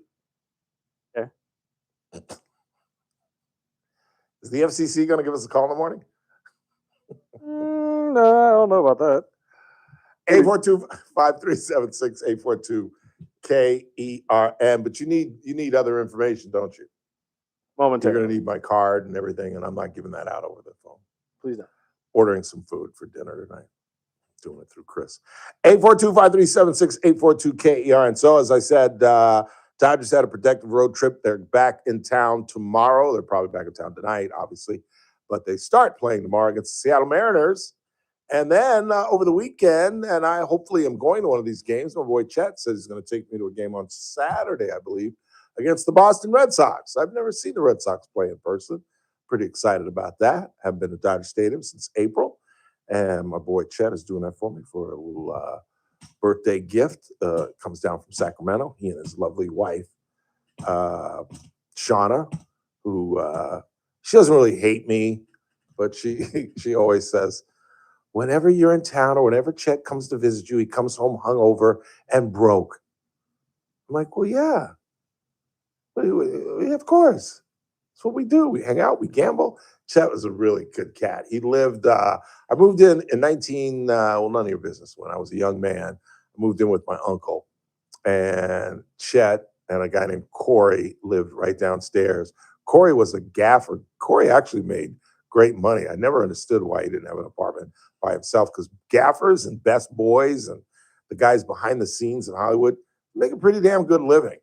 You know, back in those days, I think Corey was making like $50,000 a year, which in 1985 was pretty damn good money that you didn't have to live in an apartment, especially in Inglewood. I mean, those apartments were actually kind of nice back then.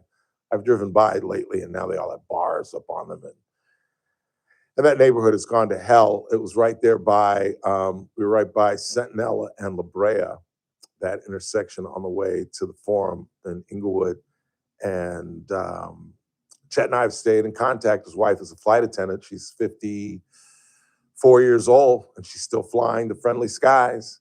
and they get to travel a lot. They have a place in Culver City. Her aunt left her a condo in Culver City, a sweet condo that overlooks West LA College, and it is gorgeous. It really is. I think it's better. It's nicer than this place in Sacramento, to be honest with you. But because I'm an LA guy and Sacramento sucks, and he's out there by the river in Sacramento, which is kind of nice. But you kind of in the summer don't want to be near water because of mosquitoes and stuff and all kind of different animals. But so yeah, the Seattle Mariners and the Boston Red Sox coming to town. And the story of Eric Bieniemy is just a sad story. And I just feel, I don't know, for some reason I feel connected to it because as a young reporter, I used to make some extra dough when I was working at Sentinel doing sports stories on the weekends where I'd cover, you know, some high school stuff for Mike Taylor, my good friend, who would later move on and become the communications director for the Oakland Raiders. And that's why I've always had kind of I broke the Antonio Brown story. Literally. I had it on a Thursday. He wasn't, and all my listeners were like, you're just guessing. You don't know what you're talking about. He's not going to the Raiders. And I reported it on Thursday. I reported it on Friday. And I said on Monday, the Raiders are going to have a news conference and they're going to report that Antonio Brown is coming to Oakland. Well, Antonio Brown is a POS. And he couldn't wait for the Raiders to make the official announcement. And what he did on Saturday was he went on Facebook and he placed his face on a Raider uniform.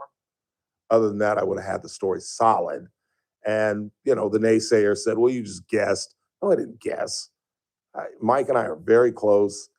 I used to tell you guys back in the day when Mr. Davis was alive, he always sat next to Mike, always. Whenever they showed that obligatory, remember the obligatory, they still do it, the obligatory owner's shot, and particularly with Al. If there was a Raider game on TV, you were going to see Mr. Davis. I've told you the story at the time when my mom saw him. That's a whole nother story. But Mike would sit right there next to him, and he was a great source, told me a lot of things that he probably shouldn't have, but I appreciate that.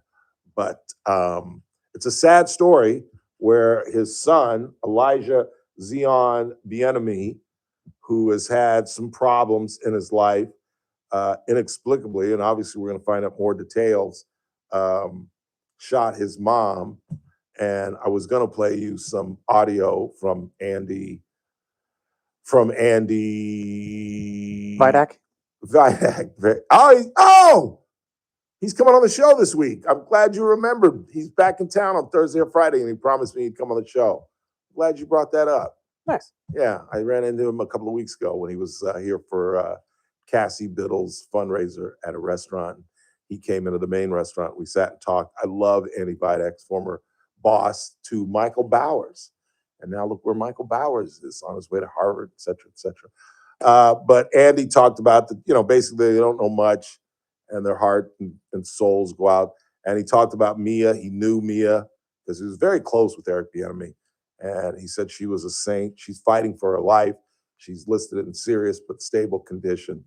And I feel connected because I covered Mr. Bieniemy as a senior at a senior all-star game. And it became like a running joke between my best friend who I took to that game with me. I had an extra media pass.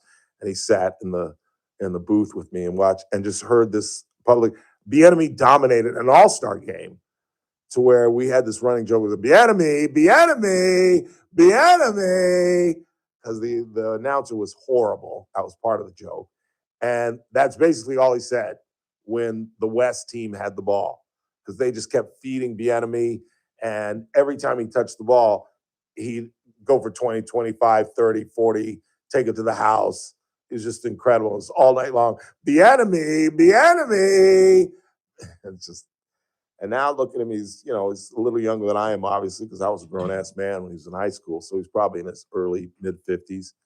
But the sad thing is it was just seemingly because for years people have speculated that he should have been a head coach. That's where most head coaches come from, offensive coordinators who think differently, particularly when you've been an offensive coordinator on a championship team. Ben Johnson, I could go through all the lists of the coordinators who are on good teams that the next year they're going to be gone. And every year they would say that about Bieniemy. They'd win the Super Bowl. They'd say, well, Bieniemy's certainly not going to come back. And he'd do the obligatory black interview and wouldn't get the job. Want to thank Heidi Schumann and Natalie Agee. For Chris Burdick, I'm Ralph Bailey. We will rap to you tomorrow.